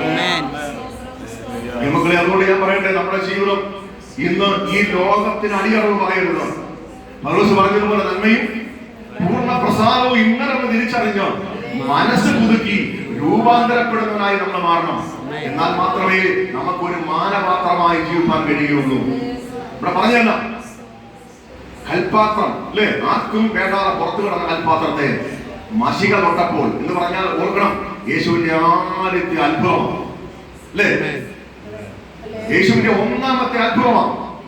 നമുക്കറിയാം, ബൈബിളിൽ യോഹന്നാൻ പറയാം, കർത്താവ് ചെയ്ത അത്ഭുതങ്ങളെ കുറിച്ച് പറയാൻ എഴുതേണ്ട വന്നാൽ ഇതുപോലെ എത്ര പുസ്തകം വേണം? എത്ര പുസ്തകം ഉണ്ടെങ്കിലും തീരാത്തവണ്ണം കർത്താവ് അത്ഭുതം ചെയ്തു. അതിൽ ഒന്നാമത്തെ അത്ഭുതമാണ് ഈ 6 കൽപ്പരണി, പുറത്തു കിടന്ന കൽപ്പരണിയെ മധുരമുള്ള ഭരണിയാക്കി മാറ്റിയത്. കാരണം യഹൂദൻ അതിൽ നിന്ന് വെള്ളം കുടിക്കത്തില്ല. കാരണം കാല് കഴുകാൻ, അവന്റെ കാൽപ്പാറത്തിലുള്ള പൊടി കഴുകി കളയാൻ, ശുദ്ധീകരണം നിയമപ്രകാരം വെള്ളം കോരി. നമുക്കറിയാം, മുസ്ലിങ്ങളുടെ പള്ളിയിൽ ചെന്നാൽ, ഞാൻ ചെറുപ്പത്തിൽ പോയിട്ടുണ്ട്, ഈ കൊച്ചുങ്ങളുടെ പ്രായത്തിൽ ഞങ്ങളുടെ കൂട്ടുകാരുടെ കൂടെ കാരണം അടുത്ത് സ്കൂളാണ്, ഇവന്മാരെല്ലാം നിസ്കരിക്കാൻ കൂടും. നമ്മുടെ പിള്ളേർ പ്രാർത്ഥിക്കാൻ പറഞ്ഞാൽ നമ്മുടെ പിള്ളേർ പ്രാർത്ഥിക്കത്തേ ഇല്ല. ഇവിടെ വന്നിരിക്കുന്നുണ്ടോ ഭരതമായിരിക്കുന്ന ഇരിപ്പ് കണ്ടാൽ നമ്മളൊക്കെ സങ്കടപ്പെട്ടു പോകും. പക്ഷേ മുസ്ലിം പിള്ളേരൊക്കെ വേണം, അവര് ഉച്ചയ്ക്ക് ചോറിന് വിടുമ്പോൾ അവര് ഓടിപ്പോയിട്ട് കാര്യം കഴിഞ്ഞ് കയറി കുറച്ച് പിന്നെ അവിടെ നിന്ന് കുറച്ച് നേരം ക്ലാസ്സിലൊക്കെ അവർ ഇറങ്ങി വരും. അപ്പൊ ഞങ്ങൾ ഇവരുടെ കൂടെ പോകാൻ ഓടിച്ചെല്ലും. നമുക്കൊന്നും അറിയില്ലല്ലോ, നമ്മൾ ചെന്ന് നിൽക്കുമ്പോൾ ഇവര് നമ്മളെ അകത്ത് കയറത്തില്ല. ഇവരവിടെ വെള്ളം കോരി കാല് കഴുകുന്നു, ചെവി കഴുകുന്നു, മുഖം കഴുകുന്നു, തലയിൽ ഇങ്ങനെ കാണിക്കുന്നു, ഇങ്ങനെ കാണിക്കുന്നു. ഇതെല്ലാം കാണിച്ചിട്ട് അവൻ അതുകൊണ്ട് കയറാൻ പാടുള്ളൂ. ഇത് തന്നെ യഹൂദന്റെ ആചാരം അല്ലേ? യഹൂദനും കാല് കഴുകി ശുദ്ധീകരണത്തോടു കൂടി ആയിരിക്കണം അവന്റെ ദേവാലയത്തിലേക്ക് പ്രവേശിക്കുന്നത്, അവന്റെ വീട്ടിലേക്ക് പ്രവേശിക്കുന്നത് അല്ലേ? അതുപോലെ പ്രവേശിക്കുന്ന 6 കൽപാത്രമാണ് ആ വെള്ളം നിറച്ചു വെച്ച് കാല് കഴുകാൻ മാത്രം ഉപയോഗിച്ച കൽപാത്രത്തെ മശിഹ ഒന്നാമത്തെ അത്ഭുതമായി ചെയ്തത്. ആ കൽപാത്രം, പുറംപറമ്പിൽ കിടക്കുന്ന കൽപാത്രത്തെ അകത്ത് വിരുന്നുമാഴിക്ക് രുചിക്കാൻ പറ്റുന്ന രീതിയിൽ ആ കൽപാത്രത്തിൽ നിന്ന് മുക്കിയ വീഞ്ഞ് എല്ലാവർക്കും കൊടുക്കാൻ പറഞ്ഞു. അതിന് അർത്ഥം എന്താ ദൈവങ്ങളെ? ഒരു മാനവുമില്ലാതെ കിടന്ന പാത്രത്തെ രുചികരമായ വീഞ്ഞായപ്പോൾ അകത്തുള്ളവൻ ആ പാത്രത്തിൽ നിന്ന് കുടിച്ചിട്ട് സന്തോഷിക്കുക. നിന്നെ തെരഞ്ഞെടുത്തത്, എന്റെ അപ്പൻ നിന്നെ മാനപാത്രമാക്കിയത് അനേകർക്ക് നീ ഒരു രുചികരമാകണം, അനേകർ നിന്നെ കൊണ്ട് ആശ്വാസം പ്രാപിക്കണം, അനേകർക്ക് നീ ഒരു വിടുതലായി തീരണം, അനേകർക്ക് നീ ഒരു സന്തോഷമായി തീരണം. എന്നാൽ ഇന്ന് പല പെന്തക്കോസ്തുകാരും അനേകർക്ക് ഒരു വിമർശനമായി മാറിക്കൊണ്ടിരിക്കുക. അതുകൊണ്ട് ദൈവമക്കളെ, നമ്മുടെ ജീവിതം, നമ്മുടെ കുഞ്ഞുങ്ങളൊക്കെ പഠിക്കാൻ പോകുന്നിടത്തൊക്കെ മാന്യന്മാരായി ജീവിക്കണമെങ്കിൽ അവരെ ഇവിടെ നീ മാന്യത പഠിപ്പിക്കണം. ഇവിടെ അവന്മാര് കർത്താവ് നിറമില്ലാതെ നടക്കുന്നവരാണെങ്കിൽ അവർ പഠിക്കാൻ പോകുന്നത് എങ്ങനെ മാന്യന്മാരായിട്ട് നടക്കും. മംഗലാപുരത്ത് ഞാൻ നടക്കുമ്പോൾ ദുഃഖകരമായ കാര്യമാണ്. പെന്തക്കോസ്ത് പിള്ളേരുടെ അഴിഞ്ഞാട്ടം. പെന്തക്കോസ്ത് പിള്ളേര് പള്ളിയിൽ പോലും പോയില്ല. ദൈവങ്ങളെ, ഒരു ലീവ് കിട്ടിയാൽ അവന്മാര് 10 പിള്ളേരെ കൂട്ടിക്കൊണ്ട് കറങ്ങാൻ പോകും, പള്ളിയിൽ പോയില്ല. ഇത് എവിടുത്തെ? ഇത് മാനപാത്രമാണോ ഹീനപാത്രമാണോ? നിങ്ങൾ തന്നെ പറ. മാനപാത്രമാണെങ്കിൽ അവൻ ആലയം അന്വേഷിച്ചു പോയി അവൻ ആരാധിക്കുന്നു. അത് എന്റെ മക്കളായാലും നിങ്ങളുടെ മക്കളായാലും. അവന്മാര് മാനപാത്രമാണെങ്കിൽ ഒറ്റ ആരാധന നടക്കത്തില്ല. മാനപാത്രമല്ലെങ്കിൽ ഹീനപാത്രമാകുമ്പോഴാണ് ഇവന്മാർ ആരാധന മുടക്കുന്നത്.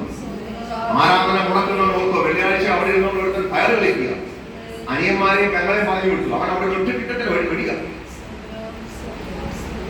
അപ്പൊ അവൻ മാനപാത്രമാണോ ഹീനപാത്രമാണോ? അവൻ പറയുന്നത് എന്റെ അമ്മയുടെ വഴിക്കുന്നു, അവർക്ക് മാത്രമേ പ്രാർത്ഥനയൊന്നും വേണം, പിന്നെ എനിക്കെന്താ പ്രാർത്ഥന?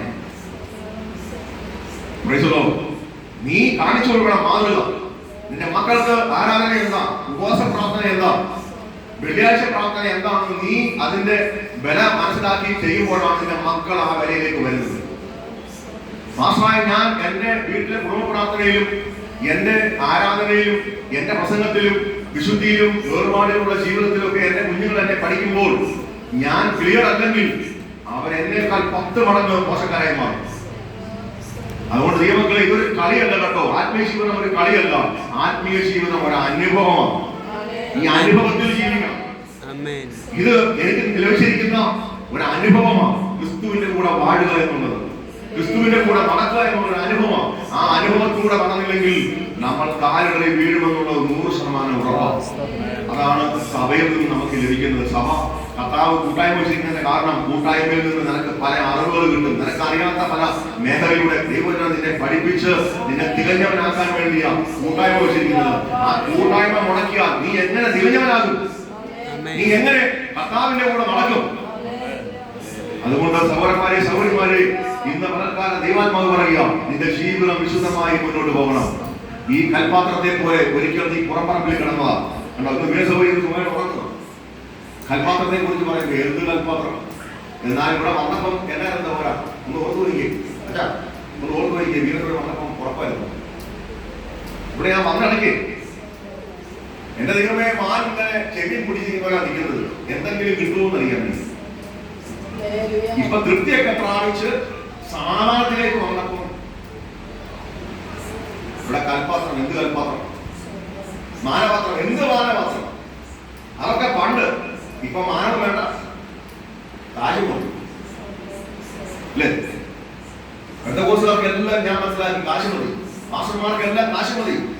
കാശിന് വേണ്ടി എന്തും ചെയ്യും. ഇതുവരെ ഫോട്ടോ എടുത്ത് അയക്കുന്നുണ്ട്, അനേകം കേൾക്കും. അവൻ പറഞ്ഞപ്പോൾ അയച്ചു കൊടുക്കും. എങ്കിലും പറയാതിരിക്കാൻ പറ്റിയല്ല, പെന്തക്കോസ്തുകാർക്ക് കാശ് മതി. ഉപദേശിമാർക്കും കാശാണ് വരുന്നത്. എല്ലാവരും അല്ല കേട്ടോ, ഭക്തന്മാർ ഒത്തിരി ഉണ്ട്. ഞാൻ പറഞ്ഞല്ലോ, ഒരു ഇസ്രായേൽ മുഴുവൻ ആദാം അടക്കം ഇസ്രായേലിന്റെ വാക്ക് കേട്ട് തെറ്റിപ്പോയപ്പോൾ അവിടെ ഒരുത്തൻ എഴുന്നേറ്റു, ഒരു ഏലിയാവ് എഴുന്നേറ്റു. അവൻ പറഞ്ഞു, ഇവൻ ചെയ്യുന്നത് ഞാൻ കൂട്ടു നിൽക്കത്തില്ല, എനിക്കൊരു ദൈവമുണ്ട്, എനിക്ക് അവനെ ഇന്നും രാവിലെ എന്നും ഞാൻ അവനെ വിളിച്ചറിയുന്നുണ്ട്, അവനോട് ഞാൻ സംസാരിക്കുന്നുണ്ട്, ഞാൻ അവനോട് പ്രാർത്ഥിക്കുന്നുണ്ട്. അതുകൊണ്ട് അവനല്ലാതെ മറ്റൊരു ദേവൻ ഈ ഭൂമിയിലില്ല.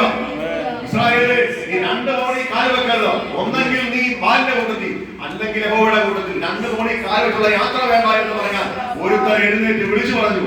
അങ്ങനെയുള്ള ഭക്തന്മാർ ഇന്നും ഉണ്ട് കേട്ടോ. അതുകൊണ്ടാണ് ഈ പെന്തക്കോസ്ത് തകരാതെ നിൽക്കുന്നത്. എവിടേക്കോ കരയുന്ന, എവിടേക്കോ കണ്ണീരൊഴുക്കുന്ന ഒത്തിരി അമ്മച്ചിമാരും അപ്പച്ചന്മാരും ഉണ്ട്.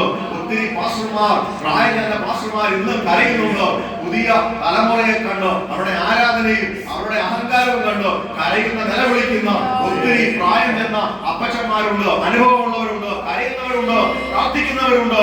ആ തലമുറ തീർന്നാൽ നമ്മൾ തീരുമെന്ന് നമ്മൾ മറന്നുപോകരുത്. എല്ലാ സംഘടനയിലും ദൈവങ്ങളെ പ്രായം ചെന്ന് കരയുന്ന ഒത്തിരി അനുഭവമുള്ള മാസ്റ്റർമാരും ഉണ്ട്, വിശ്വാസികളും ഉണ്ട്. അവർ കണ്ടുവന്നത് ഇങ്ങനെയൊന്നും അല്ല. അവർ കഴിക്കാൻ ഭക്ഷണമില്ലായിരുന്നു, ഉടുക്കാൻ വസ്ത്രമില്ലായിരുന്നു. കപ്പ ഒരു നേരം തിന്നാൽ തിന്നു, അല്ലെങ്കിൽ ഇല്ല. അങ്ങനെ കർത്താവിനെ ആരാധിച്ചവരാവരുത്. അവർക്ക് അനുഭവമുണ്ട്, നമുക്ക് അനുഭവമില്ല.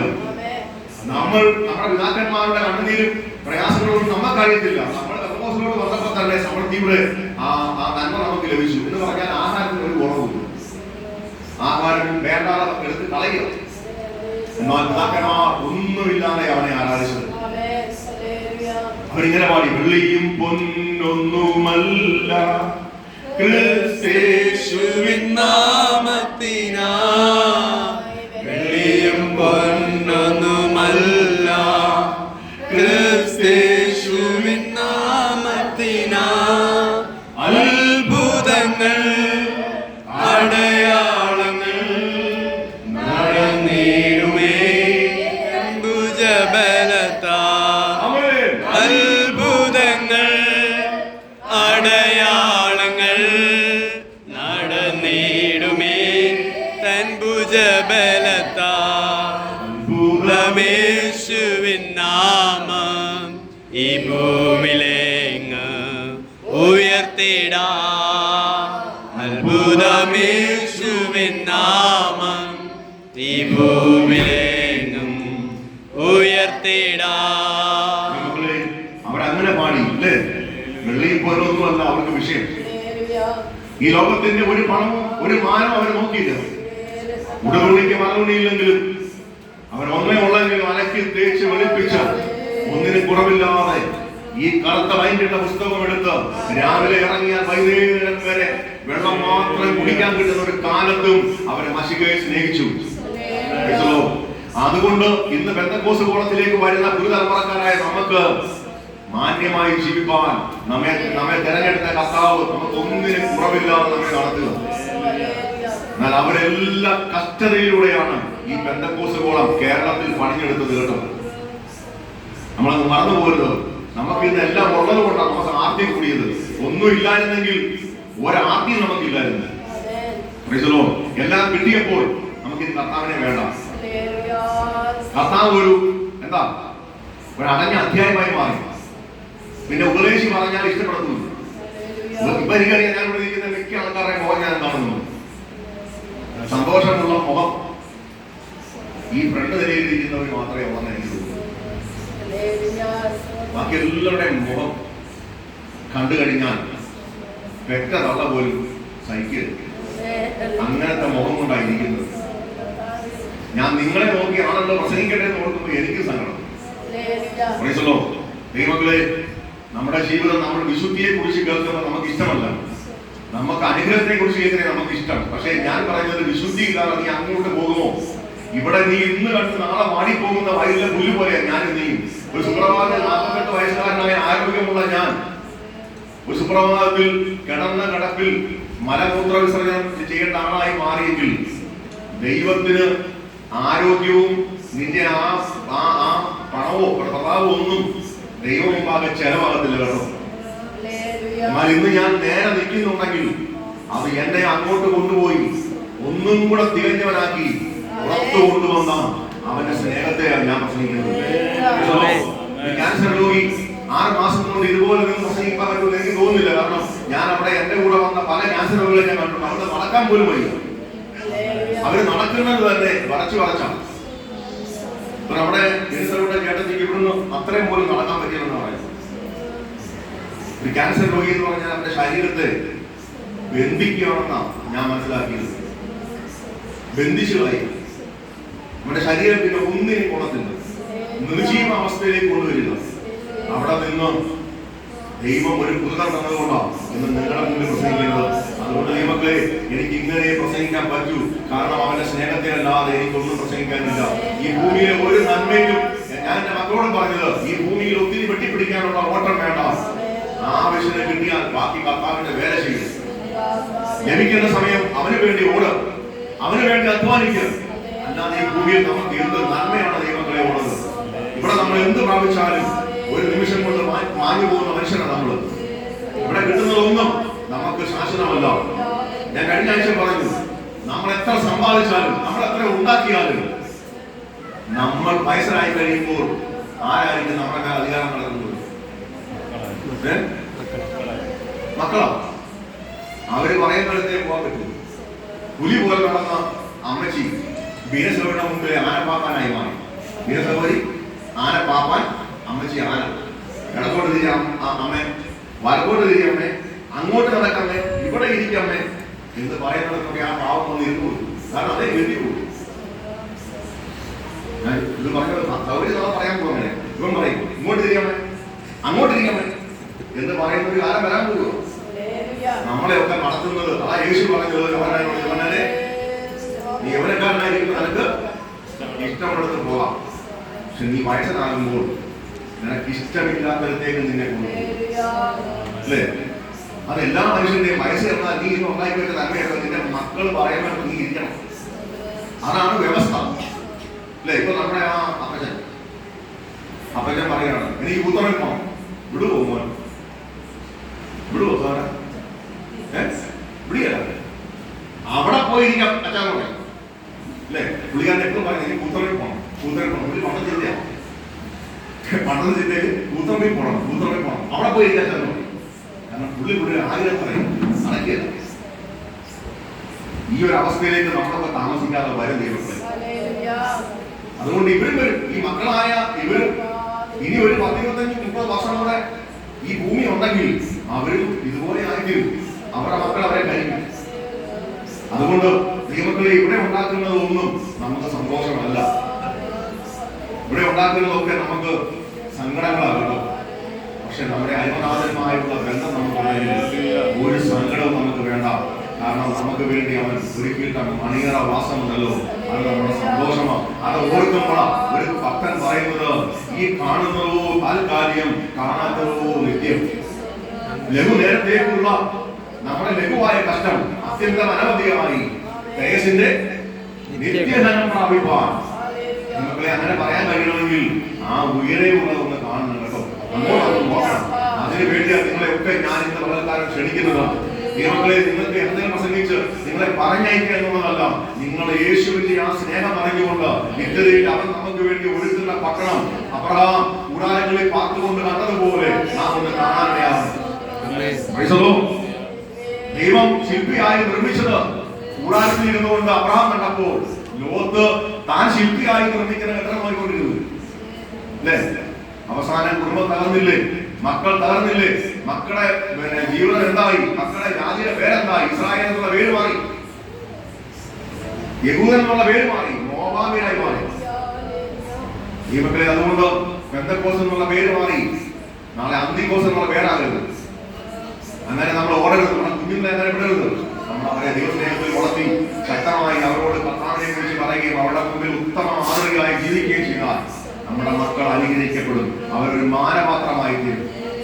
അതുകൊണ്ട് മഷിക തൊട്ട പാത്രങ്ങളാണ് നമ്മൾ, അല്ലേ? മഷിക കണ്ട പാത്രങ്ങളാണ്.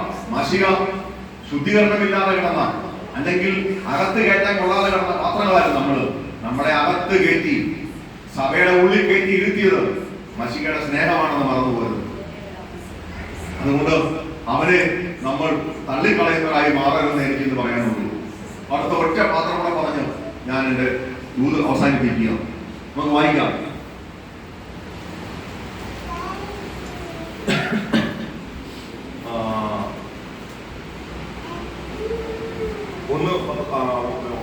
സങ്കീർത്തനം 31:12. ബാക്കി രണ്ട് പാത്രം നമുക്ക് എടുക്കാനുള്ള സമയം ഇല്ലാത്തതുകൊണ്ട് ഞാൻ അവിടെ കൊണ്ടില്ല. സങ്കീർത്തനം 31:12.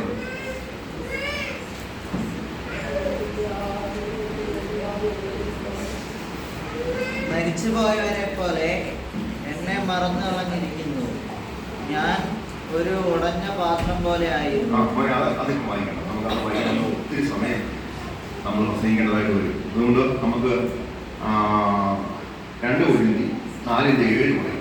അത് വായിച്ച് ഞാൻ പെട്ടെന്ന് നിർത്താൻ ആഗ്രഹിക്കുക. കാരണം എനിക്കൊന്ന് നാട്ടിലോട്ട് പോകേ ഉള്ളതുകൊണ്ട് നമ്മൾ സമയം തക്കത്തിൽ ഉപയോഗിക്കണം കേട്ടോ. 2 കൊരിന്ത്യർ 4:7 പെട്ടെന്ന് വായിക്കും. എങ്കിലും ഈ അത്യന്ത ശക്തി നമ്മള് വളരെ സുപരിചിതമായ ഒരു വചനമാണ്. കഴിഞ്ഞ 2-3 ആഴ്ച നമ്മൾ ജോസാൻ എടുത്ത് പ്രസംഗിച്ചാൽ വാക്യം ഞാൻ പലവട്ടം ആത്മാവിനെ പ്രസംഗിച്ചപ്പോൾ ഞാൻ പറഞ്ഞൊരു വാക്യമാണ്. എങ്കിലും അത് ഒന്നുകൂടെ നമ്മൾ വായിക്കണം. വായിച്ചാട്ടെ. എങ്കിലും ഈ അത്യന്ത ശക്തി ഞങ്ങളുടെ സ്വന്തം എന്നല്ല, ദൈവത്തിന്റെ ദാനമത്രേ എന്ന് വരേണ്ടതിന് ഈ നിക്ഷേപം ഞങ്ങൾക്ക് മൺപാത്രങ്ങളിൽ ആകുന്നുള്ളത്.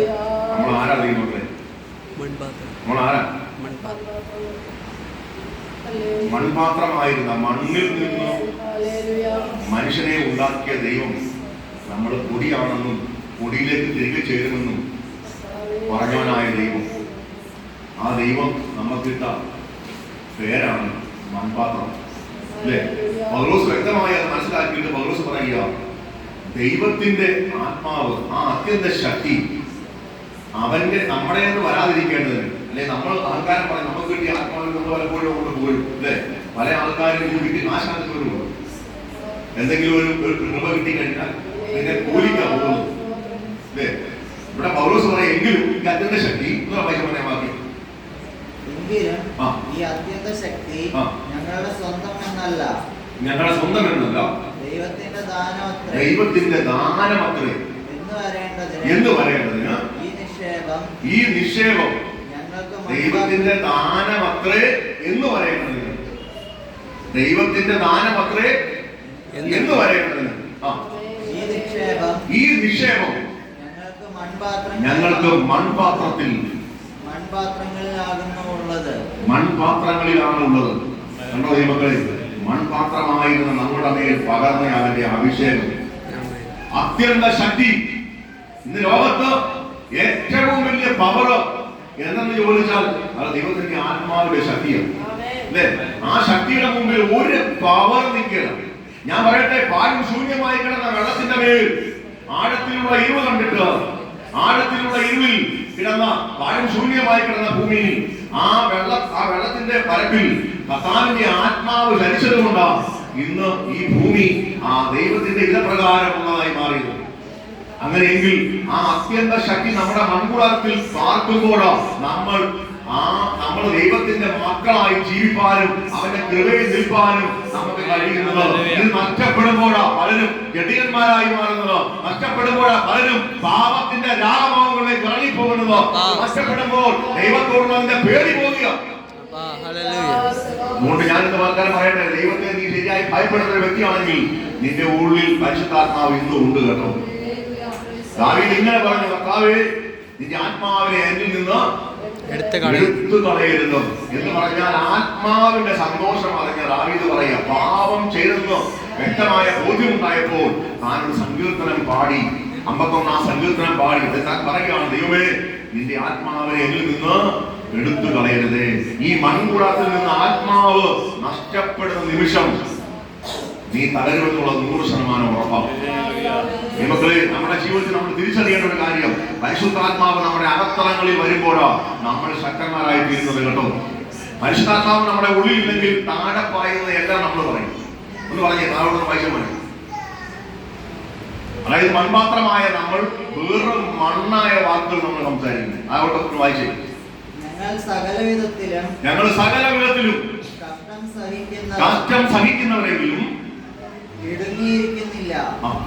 നമ്മളോ കഷ്ടം വന്നാൽ നമ്മൾ ഇടുങ്ങോ? കഷ്ടം വന്നാൽ ഇടുങ്ങത്തില്ലേ?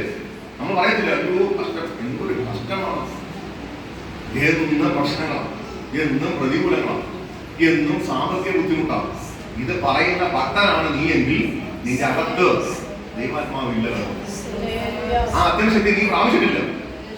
അത് പ്രാവശ്യമെങ്കിൽ പൗലോസ് പറയുക, ഞങ്ങൾ സകല വിധത്തിലും കഷ്ടം സഹിക്കുന്നവരെങ്കിലും.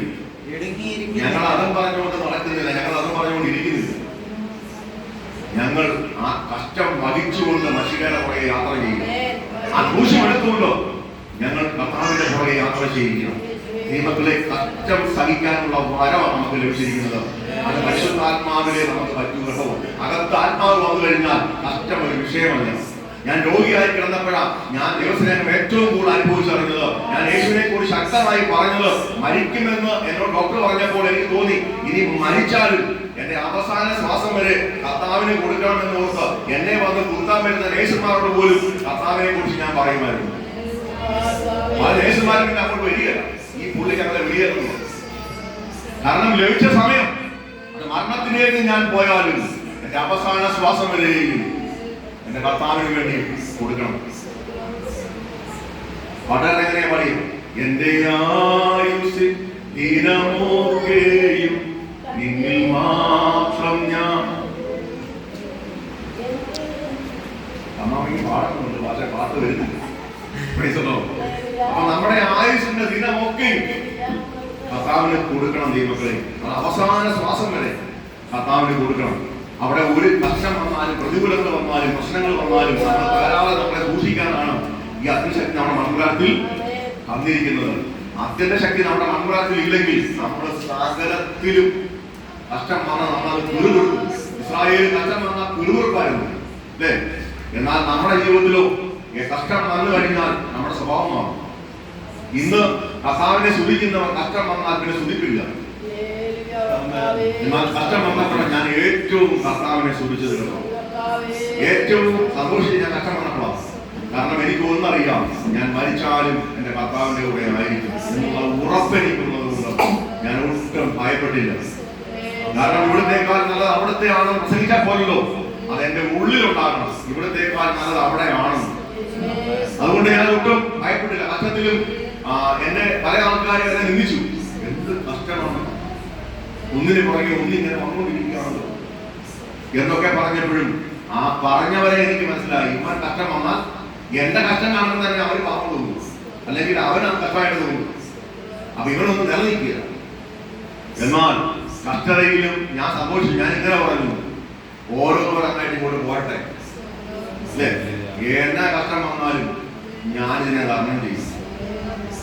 അതുകൊണ്ട് കഷ്ടം വന്നപ്പോഴൊക്കെ ഞാൻ ഒന്നിലും അധൈര്യപ്പെടാതെ ശക്തമായി നിന്നു. ദൈവമക്കളെ, എന്നെ ഞാൻ നിന്നതല്ല, എന്റെ അപ്പന്റെ ആത്മാവിന്റെ ഉള്ളിൽ വസിക്കുന്നത് കൊണ്ട് അവൻ എന്നെ നിലനിർത്തി. അവൻ കഷ്ടത്തിലൊന്നും നീ ഭയപ്പെടേണ്ട, നിന്റെ കൂടെ ഞാനുണ്ടല്ലോ എന്ന് പറയുന്ന ആത്മസാന്നിധ്യം എന്റെ ഉള്ളിൽ സംസാരിച്ചത് കൊണ്ട് ഞാൻ ഒന്നിലും അധൈര്യപ്പെട്ടു പോയില്ല. ദൈവമക്കളെ, നമ്മുടെ ഉള്ളിൽ, നമ്മുടെ ഈ മൺപാത്രത്തിൽ പരിശുദ്ധാത്മാവ് വസിക്കുന്നില്ലെങ്കിൽ നമ്മൾ എന്നും പിറുപിറുപ്പും ഉള്ളവരായി നമ്മൾ മാറും. ആത്മാവിനെ പ്രാപിക്കുന്നവരായി നമ്മൾ മാറണം. ആത്മാവ് നമ്മുടെ ഉള്ളിൽ വന്നാൽ മാത്രമേ നമ്മൾ യഥാർത്ഥമായ ഒരു മാനപാത്രമായി മാറുകയുള്ളൂ. ഈ മൺപാത്രം ഒരു മാനപാത്രമായി മാറണമെങ്കിൽ നമ്മുടെ അകത്തളങ്ങളിൽ പരിശുദ്ധാത്മാവ് ശക്തമായി വെളിപ്പെടണം. അല്ലെങ്കിൽ എന്നും പിറുപിറുപ്പും ദൈവത്തോട് വാദവുമായി ജീവിക്കാൻ നമുക്ക് പറ്റും. അടുത്ത പൗലോസ് പറയുക, അടുത്ത വായിച്ചു പറഞ്ഞു, ബുദ്ധിമുട്ടുന്നവരെങ്കിലും നിരാശപ്പെടുന്നില്ല. കഴിഞ്ഞ ആഴ്ച തൊട്ട് നമ്മുടെ മേല് സഹോദരി ആ പാപത്തിന്റെ ജോലി വിട്ടു. പക്ഷെ ഇപ്പൊ ഒത്തിരി ബുദ്ധിമുട്ടുണ്ടാകും. ഇന്നലെ വന്നു, രാത്രികളോ വന്നായിരുന്നു, എന്നോട് പറഞ്ഞു, പക്ഷേ ഈ വണ്ടി കൊടുത്തിട്ടും 80,000 കൊടുക്കേണ്ട ഒരു അവസ്ഥയാണ് ഇപ്പോൾ വന്നിരുന്നത്. ഈ വണ്ടി വിട്ടിട്ട് ഞാൻ 80,000 കൊടുക്കേണ്ട അവസ്ഥയാണ്. ദൈവത്തോട് പറയാം, സഹോദരി, ദൈവം നിന്റെ വണ്ടി വിറ്റ് നിന്റെ കടം വീഴുന്നതായിട്ട് കർത്താവ് വരുത്തിയത്. നീ ആർക്ക് വേണ്ടിയാണോ ഉപേക്ഷിച്ചത്, നിന്റെ പാപത്തെ നീ ആർക്ക് വേണ്ടിയാണോ ഉപേക്ഷിച്ചത്, അവൻ നിന്റെ ഉപനിധിയാണ്. നീ മറന്നു പോകരുത്. അവൻ നിന്നെ ആ ദിവസം വരെ നടത്തുവാൻ അവൻ ശക്തനാണ്. അവന് വേണ്ടി നീ എന്ത് ദഹിച്ചിട്ടുണ്ടോ, അവന് വേണ്ടി നീ എന്ത് നഷ്ടപ്പെടുത്തിയിട്ടുണ്ടോ, അതിന്റെ ഒക്കെ 100 മടങ്ങ് നിനക്ക് ലഭിക്കുന്ന ദിവസങ്ങൾ വിദൂരമല്ലെന്ന് നീ മറന്നു പോകണ്ട. കർത്താവിനെ സേവിക്കാൻ വേണ്ടി നീ എന്ത് ഉപേക്ഷിച്ചാലും അതിനൊക്കെ പ്രതിഫലം നിന്റെ ഭവനത്തിൽ, നിന്റെ മക്കളുടെ തലമുറയിൽ നീ കാണും. കർത്താവിന് വേണ്ടി നീ എന്ത് ഉപേക്ഷിച്ചാലും അതൊക്കെ നിന്റെ തലമുറയിൽ അനുഗ്രഹമായി വെളിപ്പെടും. നീ ആർക്ക് വേണ്ടി അധ്വാനിക്കുന്നത്? തലമുറയ്ക്ക് വേണ്ടിയല്ലേ? നിനക്ക് വേണ്ടിയാണെങ്കിൽ, നിന്റെ ഒരു വയറിന് വേണ്ടിയാണെങ്കിൽ ഇത്ര അധ്വാനിക്കേണ്ട ആവശ്യമുണ്ടോ? തലമുറയ്ക്ക് വേണ്ടി നീ മാറ്റിവെക്കുമ്പോൾ തലമുറ നശിച്ചു പോകുന്നതാണ് നീ ഉണ്ടാക്കുന്നതെങ്കിൽ നിന്റെ മാറ്റിവെപ്പ് ഒന്നും നാളെ ഒന്നും ശരിയായി വരത്തില്ല. തലമുറ അതൊന്നും അനുഭവിക്കുന്നുമില്ല, തലമുറ അതൊന്നും നേടുകയുമില്ല. പക്ഷേ നീ നീതിയോടെ ജീവിച്ചിട്ട് അല്പമേ ഉണ്ടാക്കി വെക്കാൻ പറ്റുള്ളെങ്കിലും തലമുറ അനുഗ്രഹിക്കപ്പെടും. കാരണം ആരെയാണോ നീ സേവിച്ചത് അവൻ നിന്റെ ഉപനിധിയാണ്. അവൻ നിന്റെ തലമുറയെ എത്തിക്കേണ്ടത് എത്തിച്ച് അവനെ നന്മയിൽ നടത്തി അവനെ കൊണ്ട് ദൈവം അനുഗ്രഹമായി നടത്തും. ഞാൻ പറയട്ടെ, അബ്രഹാം 100 മേനി വളഞ്ഞെങ്കിൽ തന്റെ പുത്രന് 100 മേനി വളഞ്ഞു. അബ്രഹാം 100 മേനി വളഞ്ഞെങ്കിൽ തന്റെ മകനായ ഇസാക്ക് അതേ 100 മേനി വളഞ്ഞു. എന്ന് പറഞ്ഞാൽ അബ്രഹാമിന്റെ അതേ അനുഗ്രഹം തന്റെ മകനിലും ഉണ്ടായി. അതുകൊണ്ട് തലമുറകളെ വേണ്ടി സമ്പാദിക്കുന്നവരോട് എനിക്ക് പറയാനുള്ളത്, നീ യേശുവിനെ സമ്പാദിച്ചു കൊടുത്താൽ തലമുറ നാളെ ഒന്നിനും പുറകോട്ട് നോക്കേണ്ടതായിട്ട് വരുന്നില്ല. യേശുവിനെ കൊടുത്താൽ, എനിക്ക് 2 ആൺകുഞ്ഞുങ്ങളാണ്, അവരെ ഞാൻ യേശുവിനെ കൊടുത്താൽ നാളെ എനിക്കറിയാം എന്റെ മക്കൾ തിരിഞ്ഞു നോക്കേണ്ട വരത്തില്ല. അവരെ ദൈവം ഉന്നതങ്ങളിൽ മാനിക്കും. ഞാൻ അവർക്ക് വേണ്ടി ഒന്നും ഉണ്ടാക്കി വെച്ചില്ലെങ്കിലും എനിക്കറിയാം ഞാൻ എന്റെ യേശുവിനെ അവർക്ക് കൊടുത്താൽ മതി. ഞാൻ ഏറ്റവും കൂടുതൽ എന്റെ കുഞ്ഞുങ്ങളെ അടി കൊടുത്തേക്കുന്നത് പ്രാർത്ഥിക്കുന്നതിലും ഒക്കെ, ചെറിയ പ്രായത്തിലും പ്രാർത്ഥിക്കുന്നതിലും വചനം ധ്യാനിക്കുന്നതിലും ഒക്കെ അശ്രദ്ധ കാണിക്കുമ്പോഴാണ് അടി കൊടുത്തേക്കുന്നത്. കാരണം ഞാൻ അവരെ അങ്ങനെ അടിച്ച് കർത്താവിനെ അവരുടെ ഉള്ളിലാക്കിയത് കൊണ്ട് ഇന്ന് അവരുടെ പ്രായത്തിൽ വന്നപ്പോൾ അവർ യേശുവിന്റെ കൂടെ നടക്കുന്നവരായി മാറുമെന്ന് എനിക്ക് 100% ഉറപ്പാണ്. ദൈവങ്ങളെ, അതുകൊണ്ട് നമ്മുടെ തലമുറയ്ക്ക് വേണ്ടി നമ്മൾ സമ്പാദിക്കുന്നവരായി മാറണമെന്നുണ്ടെങ്കിൽ ഇതിന്റെ അകത്തളങ്ങളിൽ, ഇതിന്റെ മൺകുളത്തിൽ പരിശുദ്ധാത്മാവിനെ പ്രാപിക്കണം. ആത്മാവിനെ പ്രാപിച്ചാൽ നീ നടക്കേണ്ടുന്ന വഴി ആത്മാവ് നിന്നെ ഉപദേശിക്കും. അങ്ങനെ നടക്കുമ്പോൾ നിനക്ക് ബുദ്ധിമുട്ടുണ്ടാകും. എന്നാ പറഞ്ഞ പൗലോസ്, സകലത്തിൽ ഞങ്ങൾ ബുദ്ധിമുട്ട് അനുഭവിക്കുന്നവരെങ്കിലും ഞങ്ങൾ നിരാശപ്പെടുന്നില്ല. നിരാശ വരുന്നത് എന്നാ? നിന്റെ ഉള്ളിൽ ആത്മാവില്ലാത്തതുകൊണ്ടാണ്. ദൈവങ്ങളെ, ഇത്രയും വലിയ ചികിത്സയും ഇത്രയും വലിയ കാശും ഒക്കെ വേണമെന്ന് അറിഞ്ഞപ്പോൾ എന്റെ ഭാര്യ എന്നോട് പറഞ്ഞു, നമ്മൾ സ്ഥലം വിൽക്കണം. ഞാൻ പറഞ്ഞു, ഞാൻ വിൽക്കുന്നില്ല, സ്ഥലം വിൽക്കുന്നില്ല, സ്ഥലം വിറ്റുള്ള ചികിത്സ വേണം. അങ്ങനെയാണ് ഞാൻ ഫോൺ തകരാം. ഞാൻ പറഞ്ഞു, കർത്താവേ, ചികിത്സിക്കുന്നതിനോട് എനിക്ക് യാതൊരു താല്പര്യവുമില്ല. കാരണം ഈ 48 വയസ്സ് വരെ ഒരു ചികിത്സയില്ലാതെയാണ് ഞാൻ ജീവിച്ചത്. എന്നാൽ ഇന്ന് ഞാൻ പരിതാവസ്ഥയിൽ ഞാൻ ഐശ്വര്യായിരിക്കുന്നത്. പക്ഷെ ഇവിടുന്ന് ഞാൻ ഇറങ്ങണമെന്ന് എനിക്ക് ഒത്തിരി ആശയമാണ്.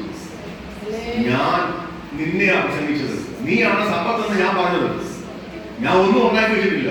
അതുകൊണ്ട് എനിക്ക് വേണ്ടി നീ കരുതണം. എന്റെ ചികിത്സയ്ക്കുള്ള സകല പണവും തരണമെന്ന് പറഞ്ഞപ്പോൾ 14 ലക്ഷം രൂപ മുടക്കായി എന്റെ ചികിത്സ കർത്താവായിരുന്നു. ദൈവങ്ങളെ, നമുക്ക് വേണ്ടി കരുതുന്നവനാ അവൻ ചുമ്മാ പറഞ്ഞാൽ പോരാട്ടോ, അവൻ കരുതുന്നവനാണ്. ദൈവങ്ങളെ, ഒരു നല്ല ഉത്തമമായ ഡിപ്പോസിറ്റ് നിനക്ക് വേണ്ടി അവൻ കരുതി വെച്ചിട്ടുണ്ട്. നീ ഒന്നും കരുതിയില്ലെങ്കിലും നീ അവനെ സമ്പത്തെന്ന് പ്രസംഗിക്കുക.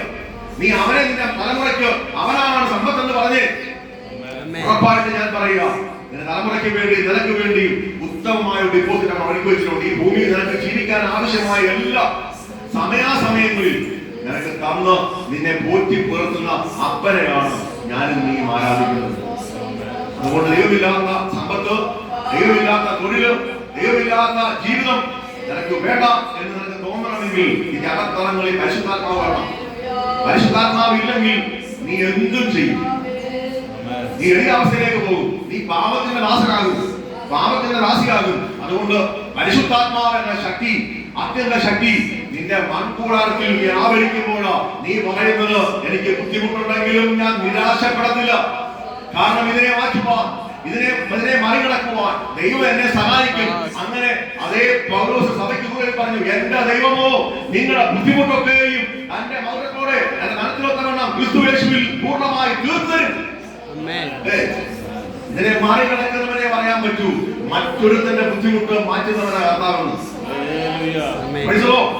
ഇതിനെ മറികടക്കുന്നവന് പറയാൻ പറ്റും, ബുദ്ധിമുട്ടുണ്ടെങ്കിലും ഞാൻ നിരാശപ്പെടുന്നില്ല എന്ന് കൊരിന്ത്യർക്ക് ലേഖനം എഴുതിയപ്പോൾ പൗലോസ് പറഞ്ഞെങ്കിൽ, ഫിലിപ്പിയ ലേഖനം എഴുതി അവസാനിപ്പിക്കുന്നതിന് മുമ്പ് പൗലോസ് പറയുക, എന്റെ ദൈവമോ നിങ്ങളുടെ ബുദ്ധിമുട്ടൊക്കെയും തന്റെ ധനത്തിനൊത്തവണ്ണം എന്ന് പറഞ്ഞാൽ ആകാശ ഭൂമണ്ഡലങ്ങളെ ഉണ്ടാക്കിയ ദൈവത്തിന്റെ ധനത്തെ പൗലോസ് കണ്ടിട്ട് പറയുക, അവന്റെ ധനത്തിനൊത്തവണ്ണം ക്രിസ്തു യേശുവിൽ പൂർണ്ണമായി തീർത്തു തരും. ആ ദൈവത്തെയല്ലേ നമ്മൾ ആരാധിക്കുന്ന കർത്താവിന്റെ മക്കളെ. അവന്റെ കയ്യിൽ വല്ലതിനും കുറവുണ്ടോ? അവന് വല്ലതും മുട്ടുണ്ടോ? നമുക്ക് മുട്ടുണ്ടാകുമ്പോൾ നമ്മളായി ഓടരുത് കേട്ടോ. ഇന്നലെ കടമാനമുള്ള ഒരു സഹോദരൻ എന്നെ വിളിച്ചിട്ട് പറഞ്ഞു, പാസ്റ്ററെ എന്റെ വഴിയെല്ലാം അടഞ്ഞു. ഞാൻ പറഞ്ഞു, പെന്തക്കോസിൽ വന്നാൽ പോരാ, പെന്തക്കോസിന്റെ നടപ്പ് പഠിക്കണം അല്ലേ?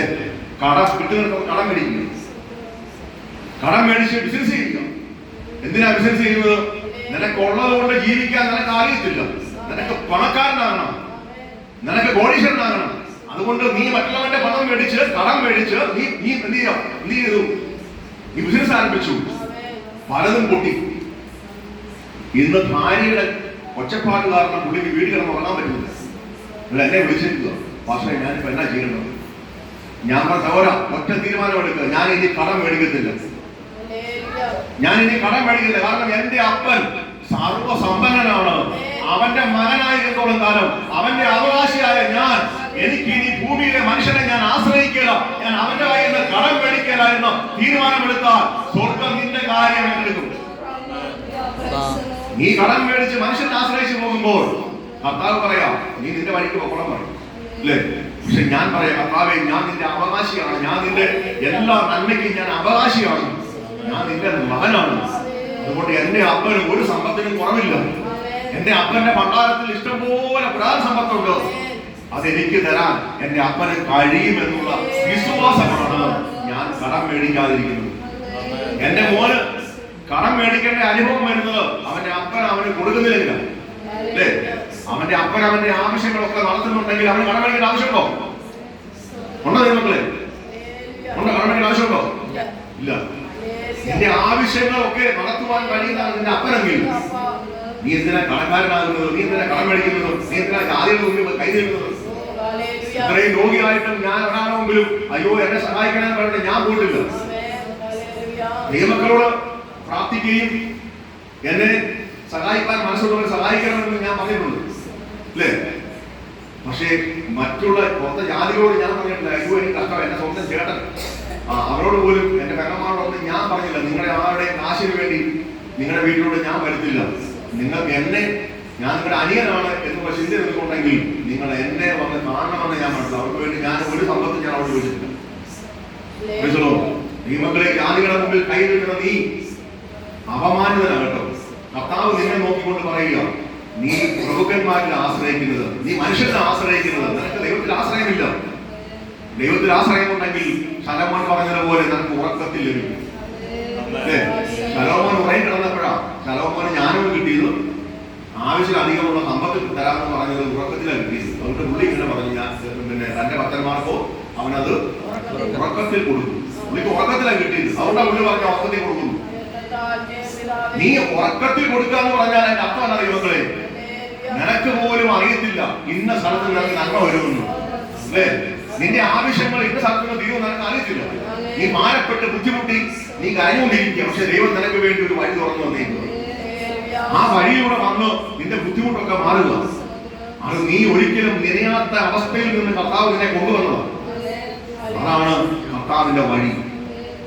അതുകൊണ്ട് ദൈവങ്ങളെ, നമ്മൾ ഒരു മൺപാത്രത്തിൽ നമ്മൾ ജീവിക്കുമ്പോൾ നമുക്ക് ഏറ്റവും ആവശ്യം പണമല്ല, സ്വത്തല്ല, ആഹാരമല്ല, ജലമല്ല, ഇതിനെല്ലാം ഉപരിയാണ് നമ്മുടെ ഈ മൺപാത്രം നന്നായി ജീവിക്കണമെങ്കിൽ അത്യന്ത ശക്തി നമ്മുടെ മൺപാത്രത്തിൽ വരണം. അത് പ്രാപിക്കാത്ത ഒരുത്തരും, അത് പ്രാപിക്കാത്ത ഒരു സഹോദരിക്കും ശക്തമായി നിലനിൽക്കാൻ കഴിയത്തില്ല.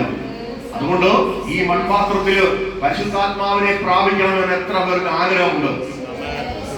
ബുദ്ധിമുട്ടുണ്ടെങ്കിലും നിരാശപ്പെടാത്ത ആ ശക്തി നിന്റെ ഉള്ളിൽ വ്യാപരിച്ചുകൊണ്ടിരിക്കുന്ന സന്തോഷമല്ലേ? നിനക്ക് ഇടുങ്ങിയിരിക്കാൻ നിന്നെ ദൈവം വിടുന്നില്ല. അവന്റെ ആത്മാവ് പറയാം, നീ ഇടുങ്ങണ്ട മോനെ, നിനക്ക് വേണ്ടി ഞാൻ ഒരുങ്ങും എന്ന് പറയുന്ന അവന്റെ ആത്മാവ് നിന്റെ മൺപാത്രത്തിൽ ഉണ്ടെങ്കിൽ അടുത്ത ഗുണം തന്നെ മോനെ മൂന്നാമത് അത് വായിച്ച് ഞാൻ നിർത്താൻ പോയി. ഉപദ്രവം അനുഭവിക്കുന്നവരെങ്കിലും ഉപേക്ഷിക്കപ്പെടും. എന്തെല്ലാം ഉപദ്രവങ്ങൾ ജീവിതത്തിൽ വന്നാലും, എന്തെല്ലാം കഷ്ടങ്ങൾ, പ്രയാസങ്ങൾ, നിന്ദകൾ നമ്മുടെ ജീവിതത്തിൽ വന്നാലും നമ്മൾ എന്ത് ചെയ്യത്തില്ല? നമ്മളെ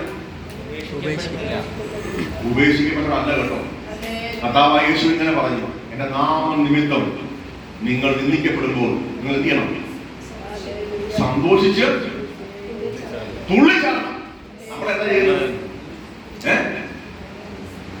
അമ്മാമ ഇപ്പൊ ഇവിടെ മോത്രം പറയുന്ന അമ്മാമയോട് ഒന്ന് വിളിച്ചു വിളിക്കും. പുറത്തെ അവറാച്ചനോ ചാക്കോച്ചനോ മറിയാമയോ അല്ലെങ്കിലും ഏഴ് സഹോദരി, നിങ്ങളുടെ ഈ വിശ്വാസം ഒന്നും ശരിയില്ല, നിങ്ങളുടെ പോക്കും ശരിയില്ല. ആരാ പറഞ്ഞ ഞങ്ങളുടെ പോക്ക് ശരിയില്ല അല്ലേ? മറിയാമ പിന്നെ ഓടി കണ്ടം വഴി ഓടും അല്ലേ? ഉപദ്രവം വരുമ്പോൾ നമ്മൾ അവരെക്കാളും വലിയ ഉപദ്രവമാണ് അല്ലേ? അവര് സമാധാനത്തിൽ പറയും, നമ്മൾ സ്ട്രോങ് ആയിട്ട് പറയും. അവര് കണ്ടം വഴി ഓടും അല്ലേ? ഇവിടെ വരുമ്പം വീരസൗകര്യം എന്നാ തോന്നണം. പക്ഷേ കാര്യത്തോട് അടുക്കുമ്പോൾ നമ്മുടെ കാരണവന്മാര് പറയും, മാങ്ങ അണ്ടിയുടെ പുളി അറിയണമെങ്കിൽ അവർക്കൊണ്ട് ചെല്ലണം. ദൈവങ്ങളെ പൗലോസ് പറയും, ആത്മാവ് ഉള്ളിലുള്ളവൻ അവൻ ഉപദ്രവം വന്നാലും നിന്ദ വന്നാലും പരിഹാസം വന്നാലും അവൻ എന്ത് ചെയ്യത്തില്ല? ഉപേക്ഷിക്കപ്പെടാത്തവനാണെന്ന് അവൻ അറിയാം. കാരണം ഈ മനുഷ്യൻ പറയുന്നത്, ഈ മാഞ്ഞു പോകുന്ന ഈ നിഴല് പോലെയുള്ള ഇവൻ പറയുന്നത്, എനിക്ക് എവിടെ ഏശാണ്? ഞാൻ നിത്യമായ കൊട്ടാരത്തിൽ വസിക്കാൻ പോകുന്നവനാ. അതുകൊണ്ട് ഞാൻ ഉപേക്ഷിക്കപ്പെടുന്നവനല്ല. ആരെന്നെ തള്ളി പറഞ്ഞാലും തള്ളാത്ത ഒരുവൻ എന്റെ കൂടെ ഉണ്ടെന്നുള്ള വിശ്വാസമുള്ള അവന്റെ ആത്മാവ് ഉള്ളിൽ വസിക്കുന്ന ഭക്തൻ പറയും, ഞാൻ ഉപേക്ഷിക്കപ്പെടാത്തവനാ. ആരെല്ലാം എന്നെ ഉപേക്ഷിച്ചാലും, അമ്മ ഉപേക്ഷിക്കട്ടെ, അപ്പൻ ഉപേക്ഷിക്കട്ടെ, സഹോദരന്മാർ ഉപേക്ഷിക്കട്ടെ, ലോകക്കാർ നമ്മെ ഉപേക്ഷിക്കട്ടെ, എന്നാൽ ഉപേക്ഷിക്കാത്ത ഒരുത്തനുണ്ടെങ്കിൽ അവന്റെ പേരാണ് കർത്താവായ യേശു ക്രിസ്തു. അവന്റെ ആത്മാവ് ഉള്ളിലുണ്ടെങ്കിൽ നിനക്ക് ആ ബോധം ഉണ്ടാകും. അതുകൊണ്ട് ഒരിക്കലും നീ പറയത്തില്ല, എന്നെ ആര് നിന്ദിച്ചാലും ആരെന്നെ ഉപദ്രവിച്ചാലും ഞാൻ ഉപേക്ഷിക്കപ്പെടുന്നവനല്ല എന്നുള്ള ബോധം നമ്മുടെ ഉള്ളിലുണ്ടാകും. നമുക്ക് അതുകൊണ്ട് ഈ മൺപാത്രം കൊണ്ട് നമ്മൾ യാത്ര ചെയ്യുമ്പോൾ ഒറ്റ കാര്യം എനിക്ക് പറയാനുള്ളൂ, ദൈവത്തിന്റെ പൈതലാണ് നീ എങ്കിൽ, ഒരു മാനപാത്രമാണെങ്കിൽ നിന്റെ അകത്തളത്തിൽ നിന്നോട് സംസാരിക്കുന്ന ദൈവത്തിന്റെ ആത്മാവ് ശക്തമായി നിന്നിൽ വളരട്ടെ. അങ്ങനെ വളരുന്നുണ്ടെങ്കിൽ ഞാൻ പറയാം, നിനക്ക് എത്ര കൊടിയ പീഡനം വന്നാലും നീ തള്ളപ്പെടുന്നവനാണെന്നോ ഉപേക്ഷിക്കപ്പെടുന്നതാണെന്നോ നിനക്ക് ഒരു ബോധം ഉണ്ടാകത്തില്ല. എന്ന് പറഞ്ഞാൽ ഒരു തരത്തിൽ നിനക്ക് സംശയമില്ല. കാരണം എന്റെ ദൈവം എന്റെ കൂടെ ഉണ്ട്, എന്നെ ഉപേക്ഷിക്കുന്നതല്ല എന്റെ ദൈവം.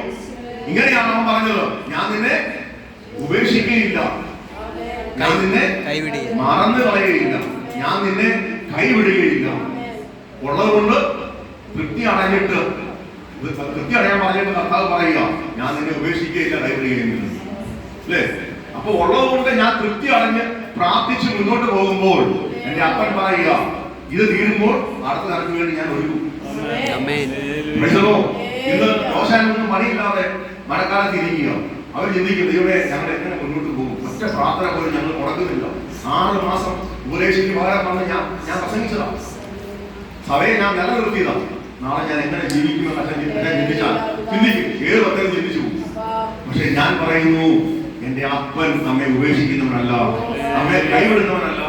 നമ്മുടെ ആവശ്യങ്ങൾ അറിഞ്ഞ് ആകാശത്തിന്റെ കിളിവാതിൽ തുറന്നു നമ്മെ അനുഗ്രഹിക്കുന്ന കർത്താവിനെയാണ് നമ്മൾ ആരാധിക്കുന്നതെന്ന് മറന്നു പോകരുത് കേട്ടോ.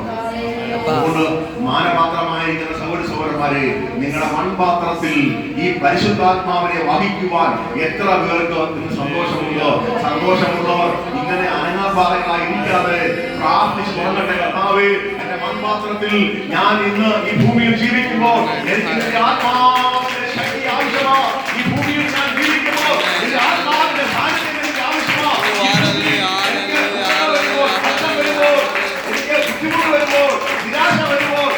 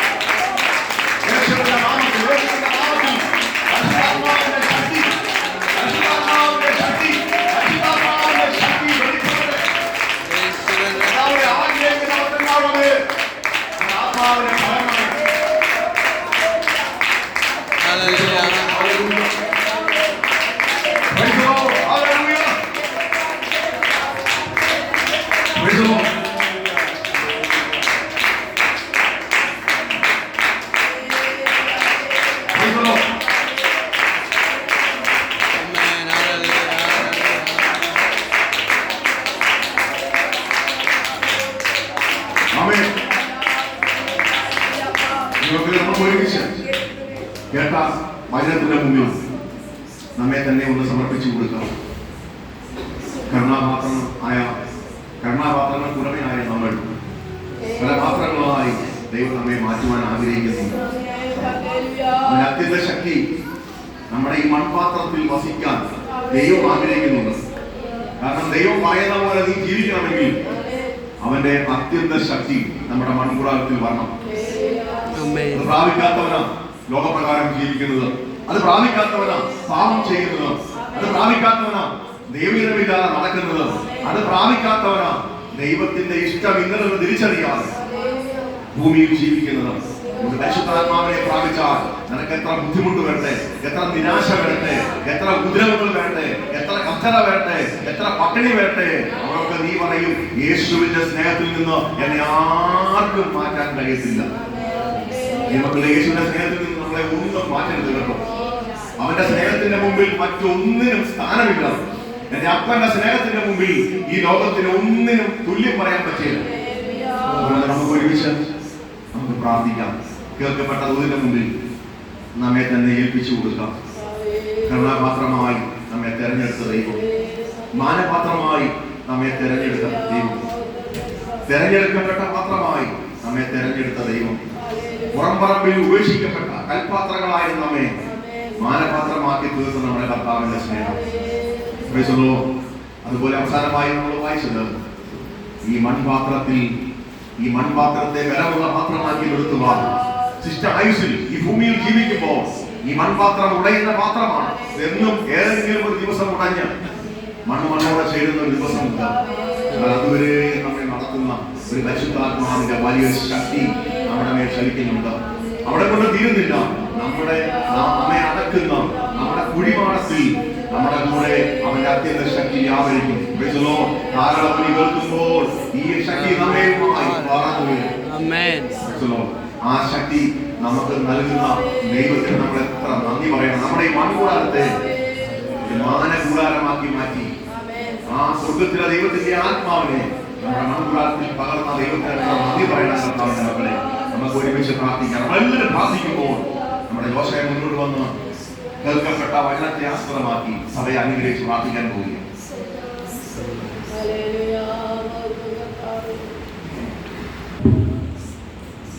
ദൈവനാമത്തിന് മഹത്വമുണ്ടായിരിക്കട്ടെ. ഹല്ലേലൂയ. ഒരിക്കലൂടെ ദൈവം നമ്മളെ വഴി നടത്തിയതിനായി സ്തോത്രം ചെയ്യുന്ന കർത്താവിന്റെ നാമത്തിൽ കർത്താവിന്റെ ദൈവദാസൻ അതിശക്തമായ ആമേൻ ദൈവത്തിന്റെ ആത്മാവിനുള്ള ദൂത് നമുക്ക് കേൾപ്പിക്കുവാൻ ആമേൻ അവിടുന്ന് ഒരു പാത്രമാക്കി ദൈവദാസൻ ദൈവം ഒരുക്കിയതിനായി സ്തോത്രം ചെയ്യുന്നു. ആമേൻ. ഹല്ലേലൂയ. ഒരു കാലത്ത് അമേൻ മൺപാത്രങ്ങളായി അമേൻ പുറംവെളിയിൽ കിടന്ന് എന്നെ നിങ്ങളെയും ഒരു മാനപാത്രമാക്കി തീർത്ത എന്റെ കർത്താവ് അമേൻ ഹല്ലേലൂയ അത്ഭുതകരമായി അമേൻ കർത്താവെ നമ്മളെ ഓരോരുത്തരെ ബലപ്പെടുത്തതിനായി സ്തോത്രം ചെയ്യാം. അമേൻ നമ്മൾ കണ്ണുകൾ അടങ്ങി അമേൻ എല്ലാവരും അമേൻ ആത്മാവിൽ പ്രാർത്ഥിച്ചു നടക്കട്ടെ. അമേൻ ദൈവത്തിന്റെ മക്കൾ ആരും മനസ്സരായി വഴിയായിരിക്കരുത്. അമേൻ ദൈവത്തിന്റെ വചനം നിന്നെ ഇന്ന് ആത്മാശുദ്ധി വരുത്തുന്ന ആത്മാവിലേക്ക് നിന്നെ നയിക്കുന്ന നിന്നെ നടത്തുന്ന അഭിഷേകത്തിന്റെ ശക്തിയുമായി ഇന്ന് നീ വന്നിട്ടുണ്ടെങ്കിൽ ഇന്ന് നീ ഒരു പുതിയൊരു മനുഷ്യനായി അമേൻ പുതിയൊരു മടങ്ങി വരവ് നിന്റെ ജീവിതത്തിൽ ഉണ്ടായിരിക്കട്ടെ. നമുക്ക് പ്രാർത്ഥിക്കാം. അമേൻ കണ്ണുകൾ അടയ്ക്കാം. സ്വർഗ്ഗസ്ഥനായ ഞങ്ങളുടെ നല്ല ദൈവമേ, ഇന്ന് കേട്ട ദൈവത്തിന്റെ വചനത്തിനായി അമേൻ കോടാനുകൂടി സ്തോത്രം അർപ്പിക്കുന്ന കർത്താവേ, അമേൻ ഹല്ലേലൂയ.